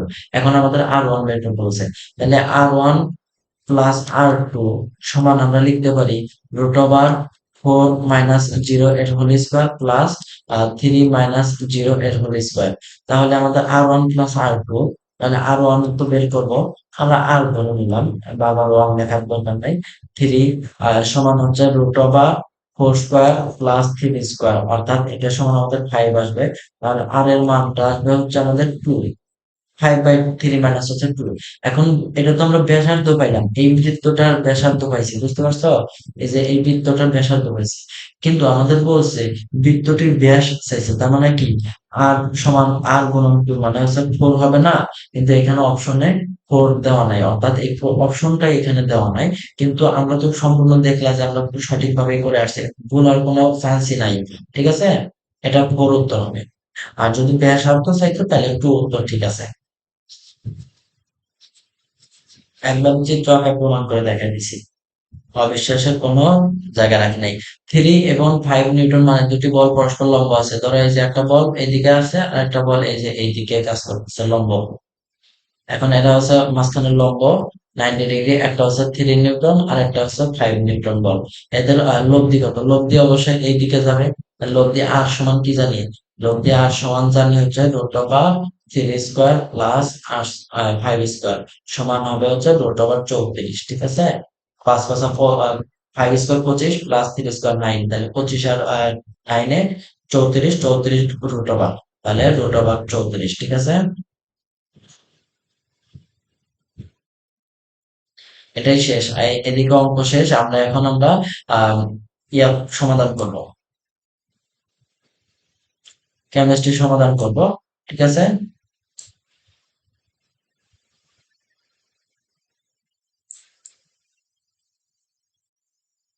কেমিস্ট্রি অংশ চলে আসলাম। দেখো, তোমাদের কেমিস্ট্রি অংশ দেখায়, কেমিস্ট্রি অংশের 20টা প্রশ্ন আছে। কেমিস্ট্রি অংশে বলছে কোন অরবিটালের ইলেকট্রনের ঘনত্ব সর্বাধিক। দেখো এস, পি, ডি, এফ, এই চারটা অরবিটালের মধ্যে সর্বাধিক ঘনত্ব সবচেয়ে বেশি ঘনত্ব রয়েছে হচ্ছে এস অরবিটালে। এস অরবিটালে ঘনত্ব সর্বাধিক। এখন কথা হচ্ছে কি, এখানে তো অপশন আছে 1s, 2s, 3s, তিনটাই আছে, তাহলে আমার কোনটা উত্তর হবে? এখানে সবচেয়ে যেটা পর্যায় কম, অর্থাৎ অরবিট কম, সেটা হচ্ছে আমাদের সবচেয়ে ঘনত্ব বেশি। কিভাবে সেটা? ধরো এই একটা এস অরবিটাল যে গোলাকার, এটা ধরো আমার নিউক্লিয়াস। এই গোলাকার ইলেকট্রন গুলো এইখান দিয়ে সম অবস্থায় মানে সমভাবে বিস্তৃত থাকে। এর কারণে আর 1s মানে তো আরো নিউক্লিয়াসের খুবই কাছাকাছি, এই কারণে এখানে ইলেকট্রনের ঘনত্বটা সর্বাধিক থাকে। বুঝতে পারছো? আর টু এস, থ্রি এস এর ঘনত্ব সর্বাধিক থাকে, তবে 1s এর তুলনায় কম। কোনটি অধিক স্থিতিশীল? এটা তো জানোই। আমাদের প্রথমে হচ্ছে পূর্ণ, তারপর হচ্ছে অর্ধপূর্ণ, তারপর হচ্ছে অপূর্ণ। এদের হচ্ছে স্থিতিশীলতার ক্রম। তাহলে আমাদের D10 এখানে স্থিতিশীল পূর্ণ আছে, আর হচ্ছে S1 আমাদের অর্ধপূর্ণ আছে। তাহলে এটা হচ্ছে আমাদের সর্বাধিক স্থিতিশীল হবে। আর D5S2 এটা হবে না, কারণ এটা হচ্ছে D টা হচ্ছে গিয়ে আমাদের অর্ধপূর্ণ, আর এসটা হচ্ছে এজটা হচ্ছে আমাদের পূর্ণ আছে, কিন্তু প্রথমে আমাদের যেটা থাকবে সেটা কিন্তু আমাদের পূর্ণ থাকাটা বেশি শ্রেয়। বুঝতে পারছো? দেখো প্রথমে পূর্ণ, তারপর অর্ধপূর্ণ, তারপর অপূর্ণ। তাহলে তো হবে, আর বাকিগুলো তো হবে না। D9 এটা তো পূর্ণ নাই। F13 এটা তো পূর্ণ নাই, কারণ F14 তো পূর্ণ, বাকিগুলো হবে না। ক আর গ তে কনফিউশন হতে পারে, ক আর গ কনফিউশন দিয়ে করে দিলাম। চাপ রাশি কোনটি দ্রাব্যতা হ্রাস পাবে? দেখো এটা সবচেয়ে ভালো উদাহরণ হচ্ছে তোমরা কার্বন ডাইঅক্সাইড। কার্বন ডাই অক্সাইড উত্তর হবে কিভাবে? দেখো আমরা যখন এই যে বিভিন্ন পানীয় খাই, কোমল পানীয় খাই, কোকা কোলা, পেপসি, এগুলা যে খাই, এগুলাতে আমাদের ইয়াটা কিরকম থাকে? এর ভিতর আমাদের যে আমরা মুখটা খুললে যে বাতাসটা বেরিয়ে যায়, কি বের হয়ে যায়? বাতাসটা মূলত এটা কার্বন ডাই অক্সাইড থাকে। আমরা মেশিনের মাধ্যমে উচ্চ চাপে এটাকে আমরা কার্বন ডাই অক্সাইড এই বোতলের ভিতর প্রেসার করে উচ্চ চাপের মাধ্যমে প্রবেশ করার পর সেটা আমরা কনজিউম আকারে রেখে দেই, মানে সেটা রাখা হয়। কিন্তু যখন আমাদের মুখটা খোলা হয়, বোতলের ক্যাপ সিপিটা খোলা হয়, তখন এই বাতাসটা, মানে এখানে দ্রাব্যতা, এখানে চাপটা হ্রাস পায়, এখানে অনেক বড় খোলা একটা পরিবেশ পায়। তখন এটা পানির সাথে আর মিশে থাকে না, তখন এটা চলে আসে। তার মানে এটা দ্রাব্যতা হ্রাস পাচ্ছে, কারণ পানির সাথে মিশতেছে না, কোন পানির সাথে মিশতেছে না, বাইরে বেরিয়ে যাচ্ছে, দ্রাব্যতা হ্রাস পাচ্ছে। তাহলে এটা সঠিক উত্তর কি হবে? কার্বন ডাই অক্সাইড হবে। PH4 প্লাস আয়নে ইলেকট্রন কয়টা? দেখো আয়নে ইলেকট্রন নির্ণয় করা খুবই সহজ। এখানে PH4 প্লাস প্লাস আয়ন। দেখো এখানে ফসফরাস আলাদা আলাদা হবে, যে আপনার ফসফরাসের ইলেকট্রন কয়টা? 15টা। 15টা ইলেকট্রন না, 15টা পরমাণুর সাথে 15টা ইলেকট্রন। এখানে হাইড্রোজেনের ইলেকট্রন থাকে হচ্ছে একটা, কিন্তু এখানে 4টা হাইড্রোজেন আছে, তার মানে কি 4 গুণ হবে, তাহলে 4টা ইলেকট্রন আছে। এখন কথা হচ্ছে এই যে প্লাস, এই প্লাসটা কি করলো? এই প্লাসটা হচ্ছে আমাদের সকল দোষের মূল। এই প্লাসটা আমাদের সকল দোষের মূল। এ করছে কি, একটা ইলেকট্রন ত্যাগ করে দিছে, এখন একটা ইলেকট্রন ত্যাগ করে দেওয়া মানে কি একটা মাইনাস হবে, তার মানে উত্তর কত হবে? হবে 15 আর 4 19, 19 থেকে 1 বিয়োগ করলে 18 উত্তর হবে। 18টা ইলেকট্রন হয়েছে। এখন কথা হচ্ছে যদি এখানে মাইনাস থাকতো তাহলে একটা আবার যোগ হতো, কারণ একটা ইলেকট্রন সে গ্রহণ করছে। বুঝতে পারছো? 15 নম্বর প্রশ্নটা দেখো, নিচের কোন মৌলটির ইলেকট্রন আসক্তি সবচেয়ে বেশি?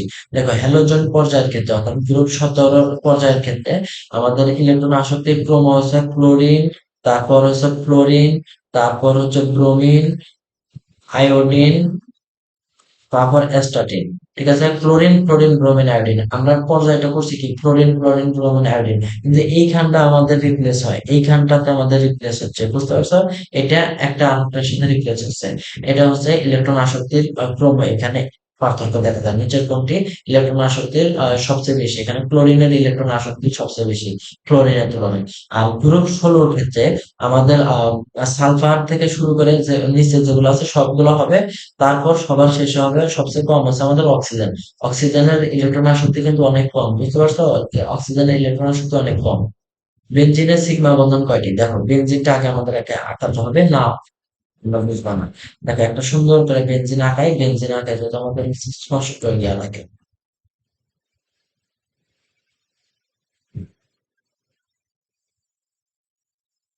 বাহ, এটা তো সার্কেল হয়ে গেল। আমি আঁকালাম একটা ষষ্ঠভুজ, আমাকে আঁকায় দিল, এটা গিফট করলো সার্কেল। দেখো এটা হচ্ছে আমাদের বেঞ্জিন। এই বেঞ্জিন, এটা একটু সুন্দর লাগবে।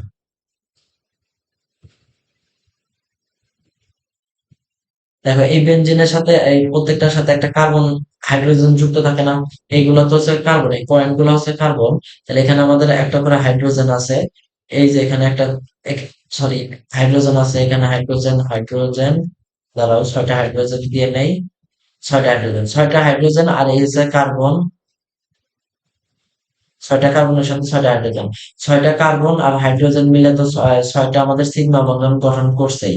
এখন তারপর হচ্ছে আমাদের এইখানে থেকে আমাদের একটা করে আমাদের সিগমা বন্ধন আছে, বুঝতে পারছো? এই একটা, দুটা, তিনটা, চারটা, পাঁচটা, 6টা। তাহলে আরো 6টা সিগমা বন্ধন আছে। তাহলে টোটাল সিগমা বন্ধন কয়টা? 12টা সিগমা বন্ধন। ঠিক আছে, 12টা সিগমা বন্ধন হবে। বুঝতে পারছো? 17 নাম্বার, কোনটি sp3 হাইব্রিডাইজেশন? sp3 হাইব্রিডাইজেশন আমরা আগে দেখে নেই। হাইড্রোজেন সায়ানাইড, এটা হচ্ছে আমাদের sp হাইব্রিডাইজেশন হবে। sp হাইব্রিডাইজেশন দেখো, এখানে sp2 না, sp আছে। মূলত এখানে কার্বন, ত্রিপল বন্ড, নাইট্রোজেন। এখানে এই হাইড্রোজেনটা আমাদের কোনো বন্ধ, সংকরণ গঠন করে না, এই কার্বনটা আমাদের sp গঠন করতেছে। নাইট্রোজেনটাও আমাদের sp হাইব্রিডাইজেশন গঠন করে, অর্থাৎ এটা দুটো মিলে আর কি sp হাইব্রিডাইজেশন গঠন করতেছে। তারপর আছে কি C2H2।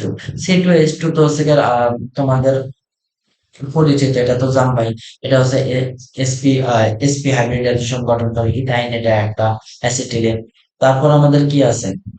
তারপর আমাদের হচ্ছে বয়ফ্রেন্ড নাম্বার 3, মানে 3 number boyfriend, BF3, boron trifluoride. এটা তো আমাদের হচ্ছে sp2 হাইব্রিডাইজেশন গঠন করে। এগুলো মুখস্থ করে নিবা, কারণ এগুলো বোঝাতে গেলে পুরো হাইব্রিডাইজেশন সংক্রান্ত তোমাকে এখানে বোঝাতে হবে। তো এমসিকিউ ক্লাসে তো আর এগুলা সম্ভব না। আর অ্যামোনিয়ার ক্ষেত্রে তোমাদের হচ্ছে আমাদের অ্যামোনিয়ার ক্ষেত্রে হচ্ছে sp3 হাইব্রিডাইজেশন গঠন করে অ্যামোনিয়া। তারপর হচ্ছে গিয়ে তোমার মিথেন। তারপর আরো কি কি আছে? হ্যাঁ, অ্যামোনিয়া, মিথেন, তারপর হচ্ছে পানি। এগুলো হচ্ছে sp3 হাইব্রিডাইজেশন গঠন করে। 18, নিচের কোনটিতে হাইড্রোজেন বন্ধন, নিচের কোনটিতে হাইড্রোজেন বন্ধনই আছে? দেখো হাইড্রোজেন বন্ধন থাকে, একদম সহজ, বের করা, নির্ণয় করা সহজ একদম। FON, ফন, ফনের সাথে যারা হাইড্রোজেন থাকবে সেটা হচ্ছে হাইড্রোজেন বন্ধন, অর্থাৎ হাইড্রোজেন ক্লোরাইড। তারপর HO, অর্থাৎ পানি। তারপর হচ্ছে NH3, NH3, অর্থাৎ তোমার আহ এটার সাথে এফ, H, F, তারপর H, O, তারপর NH, এরা একসাথে থাকলে সেটা হচ্ছে হাইড্রোজেন বন্ধন গঠন করে। তাহলে এখানে আমাদের NH একসাথে আছে, অর্থাৎ এখানে 3 আছে, 3টা হাইড্রোজেন আছে, অর্থাৎ এটা আমাদের হাইড্রোজেন বন্ধন গঠন করে। সেগুলো বুঝতে পারছো? এটা সহজে মনে রাখবা, FON, FON, hydrogen of FON, hydrogen of FON মানে হাইড্রোজেনের সাথে সংযুক্ত হলে হাইব্রিডাইজেশন গঠন করে। এরপর আসলো হচ্ছে আমাদের 19 নম্বর প্রশ্নটা। 19 নম্বর প্রশ্নটা বলছে বিশুদ্ধ পানির ঘনমাত্রা হবে। বিশুদ্ধ পানির ঘনমাত্রা, এটা একটা মুখস্থ প্রশ্ন। 55.6, কারণ এটা তোমার ক্যালকুলেশন দেখা দিতেছে, কিন্তু এটা কঠিন হয়ে যাবে ক্যালকুলেশন করা। দেখো বিশুদ্ধ পানির ঘনমাত্রা বলতে হাইড্রোজেন আয়ন ঘনমাত্রার কথা বলছে। আর হাইড্রোজেন আয়নের ঘনমাত্রা সমান জানি হচ্ছে ঘনমাত্রা এস সমান কি জানি, 1000 W ডিভাইডেড বাই mv। তাহলে আমরা 1000 W, 1000 W কত?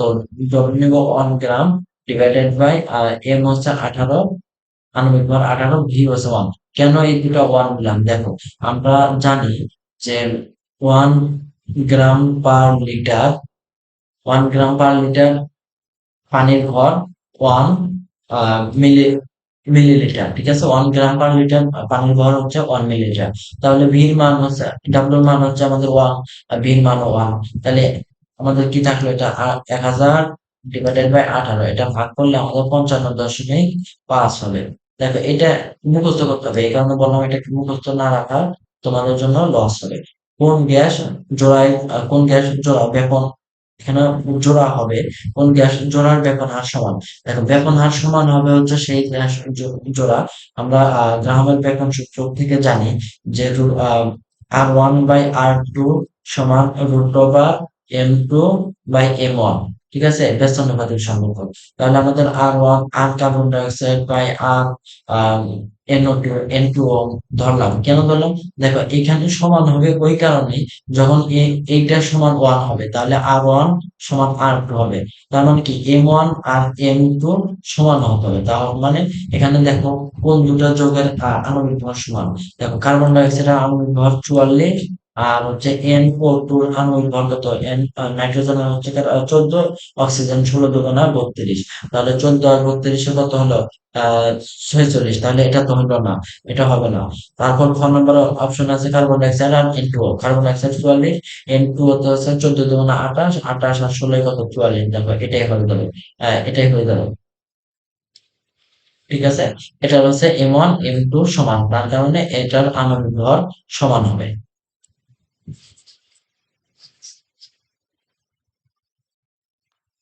তারপরের প্রশ্নটা খেয়াল করো। তারপরের প্রশ্নটা আছে 21 নম্বর প্রশ্নটা, 10 গ্রাম বিশুদ্ধ ক্যালসিয়াম কার্বনেটকে উত্তপ্ত করলে এসটিপিতে কত লিটার কার্বন ডাই অক্সাইড গ্যাস উৎপন্ন হবে? আগে আমরা এটা বিক্রিয়াটা করে নেই। তাহলে ক্যালসিয়াম কার্বনেট, ক্যালসিয়াম কার্বনেট যদি আমাদের বিক্রিয়া করে উত্তপ্ত করা হয় তাহলে আমাদের ক্যালসিয়াম অক্সাইড উৎপন্ন হয়, আর হচ্ছে কার্বন ডাই অক্সাইড উৎপন্ন হয়। এখন ক্যালসিয়াম অক্সাইড ধরো আমরা এখানে সমতা করে নিতে হবে, কিন্তু আমাদের সমতা করাই আছে এটা অলরেডি। তাহলে আমরা এন অফ ক্যালসিয়াম কার্বনেট সমান এন অফ কার্বন ডাই অক্সাইড ধরবো। ধরবো না, এটাই হবে আর কি। তাহলে আমাদের এটা তো ভর দেওয়া আছে, তাহলে আমরা W/M সমান, এটা হচ্ছে V/22.4। কেন V/22.4 নিলাম? কারণ এখানে আয়তন বের করতে বলছে এবং এসটিপি তে। তাহলে আমরা ভি সমান কি লিখতে পারি? তাহলে ভি সমান লিখতে পারি W/M। ডাব্লিউ হচ্ছে 10 গ্রাম, এম হচ্ছে এই যে ক্যালসিয়াম কার্বনেটের এম হচ্ছে 100 গ্রাম। ঠিক আছে, 100 গ্রাম। তাহলে 100, সরি এক বলে দিচ্ছি কেন, 100 গুণন 22.4। তাহলে 10 দ্বারা ভাগ করলে 10 হয়, আর এই 10 দ্বারা এটাকে ভাগ করলে 2.24 লিটার হয়। ঠিক আছে, তাহলে আমাদের কার্বন ডাই অক্সাইড গ্যাসকে উত্তপ্ত করলে এটা 2.24 লিটার করতে হবে। 22 নাম্বার, 22 নম্বর প্রশ্নটা বলছে কোন জলীয় দ্রবণে হাইড্রোজেন আয়ন, হাইড্রোক্সিল আয়ন প্রদান করে? দেখো জলীয় দ্রবণে হাইড্রোক্সিল আয়ন প্রদান করে, এখানে সবগুলো হাইড্রোক্সিল আয়ন গ্রহণ করতে চায়, কিন্তু একমাত্র NH4 ও H কে ত্যাগ করার মাধ্যমে NH4+ আর OH মাইনাস গঠন করে। ঠিক আছে, OH মাইনাস গঠন করে, এটা উৎপন্ন করে, একমাত্র এটাই উত্তর হবে। আর বাকি সবাই হাইড্রোক্সিল আয়ন গ্রহণ করতে চায়। পানীয় জলে WHO অনুমোদিত পিএইচ এর মান কত? এটার মান হচ্ছে নর্মালি 7.1 থেকে 7 না না, দুঃখিত, এটা কিছুটা ক্ষারীয়। এটা হচ্ছে তোমার 6.5 থেকে 8.5। বাকিগুলো তো হবেই না। খ নাম্বারটা 3.5 থেকে 6.4, এটা তো অনেক অ্যাসিড হয়, এটা তো পানি পানি করা যাবে না। 7.5 থেকে 12, এটা তো হচ্ছে ক্ষারীয়, এটা তো খাওয়াই যাবে না। ঘ নাম্বারটাও 9.5 থেকে 12, এটাও তো তীব্র ক্ষারীয় হবে, এগুলা খাওয়া যাবে না। কিন্তু 6 এটা হচ্ছে মৃদু নিরপেক্ষ পানি আমরা খাওয়া দাওয়া করি। কিছুটা অ্যাসিড হতে পারে, কিছুটা ক্ষারীয় হতে পারে, কিন্তু সেটা সামান্য পরিমাণ। তাই বলে এটা এমন না যে তীব্র অ্যাসিডও তীব্র ক্ষারীয় হতে পারে, আমাদের সমস্যা হবে না, সমস্যা হয়ে যাবে। এগুলো খাওয়া সেরকম ভাবে আমাদের পান করা যাবে না। তাই WHO থেকে আমাদের ওয়ার্ল্ড হেলথ অর্গানাইজেশন থেকে আমাদের সিলেক্ট করে দিয়েছে 6.5 থেকে 8.5। কোনটা ইলেকট্রোফাইল? ইলেকট্রোফাইল বলতে ইলেকট্রনের প্রতি আসক্তি প্রকাশ করে। এখানে আমাদের অ্যালুমিনিয়াম ট্রাইক্লোরাইড ইলেকট্রনের প্রতি আসক্তি প্রকাশ করে, ইলেকট্রন আসক্তি প্রকাশ করে। ঠিক আছে, বাকিগুলো সবগুলো নিউক্লিওফাইল। মুখস্থ রাখতে হবে এখানে। সবচেয়ে স্থায়ী কার্বোক্যাটায়ন কোনটি? কার্বোক্যাটায়নের দেখো কার্বোক্যাটায়ন এবং কার্বনিয়াম এবং কার্বন আয়ন। এখানে কার্বনিয়াম এবং না, কার্বন আয়ন এবং কার্বোক্যাটায়ন, কার্বন আয়ন এবং কার্বোক্যাটায়ন। এখানে স্থায়িত্বের কার্বোক্যাটায়নের স্থায়িত্বের ক্রম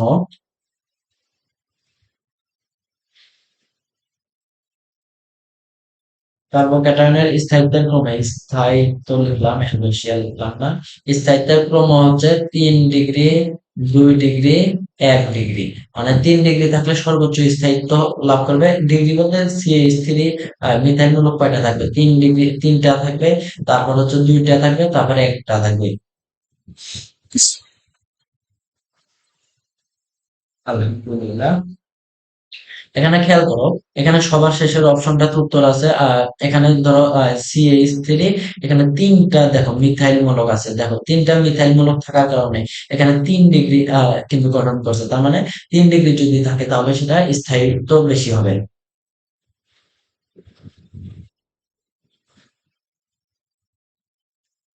24 নম্বর, কোনটা নিউক্লিওফাইল? ওই একই প্রশ্ন আসছে, আমরা তো উপরে বলে আসলাম। নিউক্লিওফাইল যারা নিউক্লিয়াস প্রতি অর্থাৎ ধনাত্মক চার্জের প্রতি আসক্তি প্রকাশ করে তারা হচ্ছে নিউক্লিওফাইল।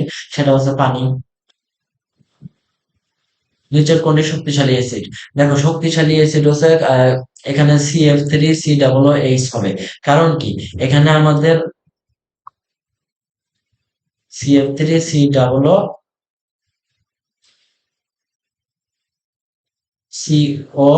Bond OH। এইখান এখান থেকে আমাদের, দাঁড়াও দাঁড়াও, আমি ভুল করতেছি। দেখো এসিড, শক্তিশালী এসিড বলতে কি, যে যত দ্রুত হাইড্রোজেন আয়ন ত্যাগ করতে পারে সেটা কিন্তু শক্তিশালী এসিড হয়। এখন এখান থেকে আমাদের হাইড্রোজেন আয়নটা কিন্তু ত্যাগ করতে পারবে তখনই যখন আমাদের এখানে আমাদের প্লাস আয়নের ওদের আধিক্য বেশি থাকবে। ফলে এখানে plus ion, hydrogen plus ion, এদের মধ্যে একটা বিকর্ষণ সৃষ্টি হবে। আর এখানে প্লাস আয়ন কার বেশি? এখানে প্লাস আয়ন CF3 এর বেশি। এই যে অপশন গুলো দেওয়া আছে সেগুলোর মধ্যে CF3 বেশি, তার কারণে এটা শক্তিশালী এসিড উৎপন্ন হবে। 28 নম্বর প্রশ্নটা দেখো। 28 নম্বর প্রশ্নটা এরা কিভাবে করছে আমি আমার সাথে উত্তর মেলা নাই। তবে আমি যেটা করলাম সেটা তো মোটামুটি হওয়ার কথা।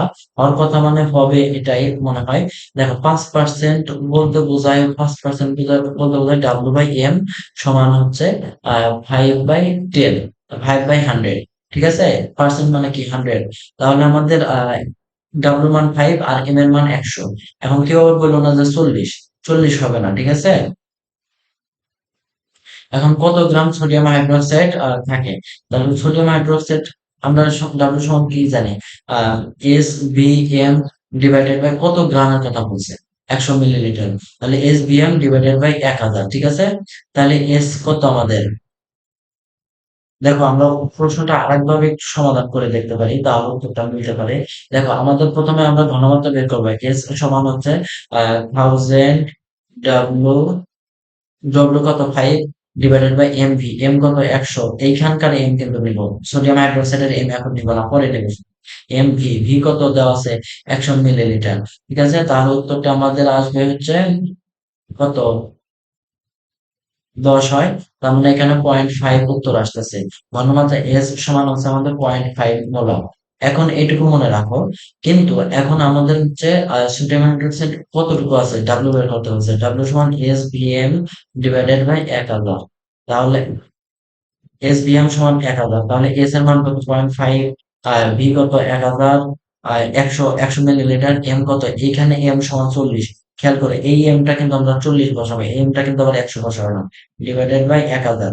তাহলে 100 দ্বারা ভাগ করলে 10, 10 দ্বারা এটাকে ভাগ করলে 4 হয়। তাহলে 4 ইন্টু 0.5, এটা উত্তর আমার কাছে আসে হচ্ছে 2। কিন্তু এখানে আলটিমেটলি ওনাদের উত্তর 5 আসছে। কিভাবে আসলো আমার জানা নেই। এটা আমি মানে যেভাবে করছি সেভাবে হওয়ার কথা।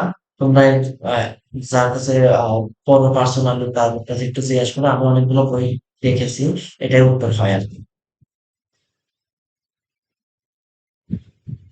আর যদি কেউ সঠিকভাবে বের করতে পারো তাহলে আমার কমেন্ট বক্সে একটু জানায় রাখো।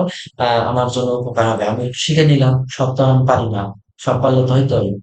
রক্তে গ্লুকোজের ঘনমাত্রা 2 × 10 মানে ঘনমাত্রা বলতে এস দেওয়া আছে 2 × 10⁻³ মোলার হলে ppm কত? এখন ppm এর আমরা সূত্র জানি। ppm সমান হচ্ছে এস এম ইন্টু 1000। ঠিক আছে? SM × 1000, এটা হচ্ছে ppm এর সূত্র। তাহলে এস কত দেওয়া আছে? 2 × 10⁻³ এম দেওয়া আছে কত? এম হচ্ছে গ্লুকোজের এম 180, এটা মুখস্থ রাখতে হবে, এটা এত বড় বের করতে পারবে না। C6H12 O6। এটা হচ্ছে গ্লুকোজের আণবিক ভর, এটা হচ্ছে 180 গ্রাম, উত্তর আসে।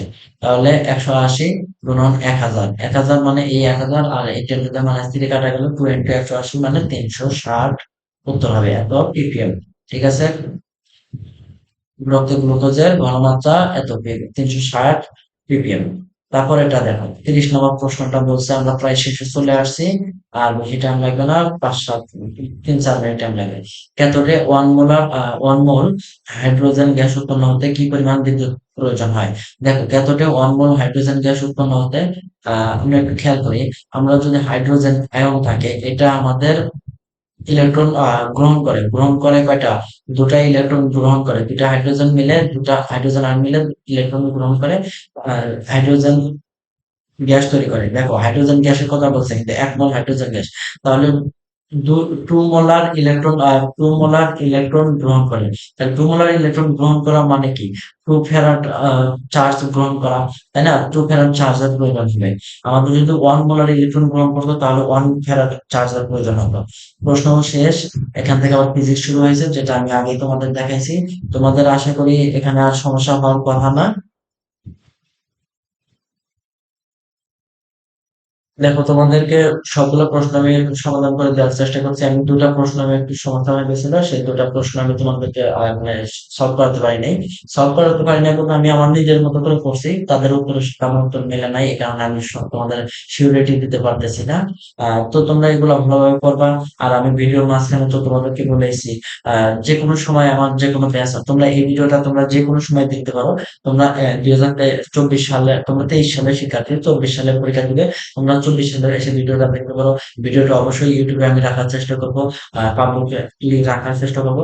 তোমরা এরপর হয়তো 26-27 ব্যাচ দেখবে, তোমরা আমার ভিডিওটা দেখতেছো, অনেকে হয়তো আমার সম্পর্কে জানতে চাবে। আমি তো হচ্ছে পরিচয়টা আগেই দিয়েছি। আমার অনেকগুলো ব্যাচ চলমান আছে, বর্তমানে 2টা ব্যাচ চলমান আছে এখন। আমি অনেকগুলো ব্যাচ পড়াই, জিএসটি ব্যাচ পড়াইতাম, এখন বর্তমানে আমার কৃষির জন্য একটা ব্যাচ চলমান রয়েছে। আর এইচএসসি 24-এর জন্য একটা ব্যাচ চলমান রয়েছে। আর 25-এর জন্য আমার এখন কোনো ব্যাচ নেই। তোমরা যদি কেউ পড়তে চাও, তাহলে আমার সাথে যুক্ত হতে পারো। আমাকে হোয়াটসঅ্যাপে মেসেজ দিতে পারো, অথবা আমার আহ ফেসবুক পেজের সাথে যুক্ত হলেও সেখানে পেয়ে যাবে আমার কন্ট্যাক্ট নাম্বার। কোনো কমেন্ট বক্সে আমি হোয়াটসঅ্যাপ নাম্বার দিয়ে থাকবো। তোমরা আমার সাথে যদি কেউ যুক্ত হতে চাও, যুক্ত হতে পারো। আমার কোর্স গুলোর ফি খুবই কম।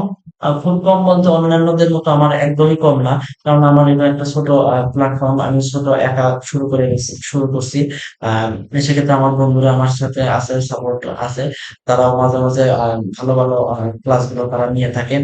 তো সেক্ষেত্রে তোমরা যদি আমার সাথে জয়েন হও, তাহলে উপকার হবে আশা করি। ঠিক আছে, তাহলে আজকের মতো এই পর্যন্ত থাকো। তোমরা পড়াশোনা করো। আমি চাই তোমরা অনেকেই আমার ভিডিও দেখে উপকৃত হও। তোমরা মানে ভিডিও দেখে উপকৃত হবে আশা করি, যে তোমরা ধৈর্য সহকারে সম্পূর্ণ ভিডিওটা দেখো। উপকার না হয় তো আর কিছু হবে না, কারণ আমি এখানে তো গল্প করতেছি না, এখানে তো আমি পড়াইছি। উপকারী হবে আশা করি। ঠিক আছে, আসসালামু আলাইকুম, ভালো থেকো সবাই। আর কোনো কিছু লাগলে আমাকে জানাবা, কোনটা আগে লাগবে আমাকে জানাবেন, আর দ্রুত ব্যবস্থা করার চেষ্টা করবি। আসসালামু আলাইকুম।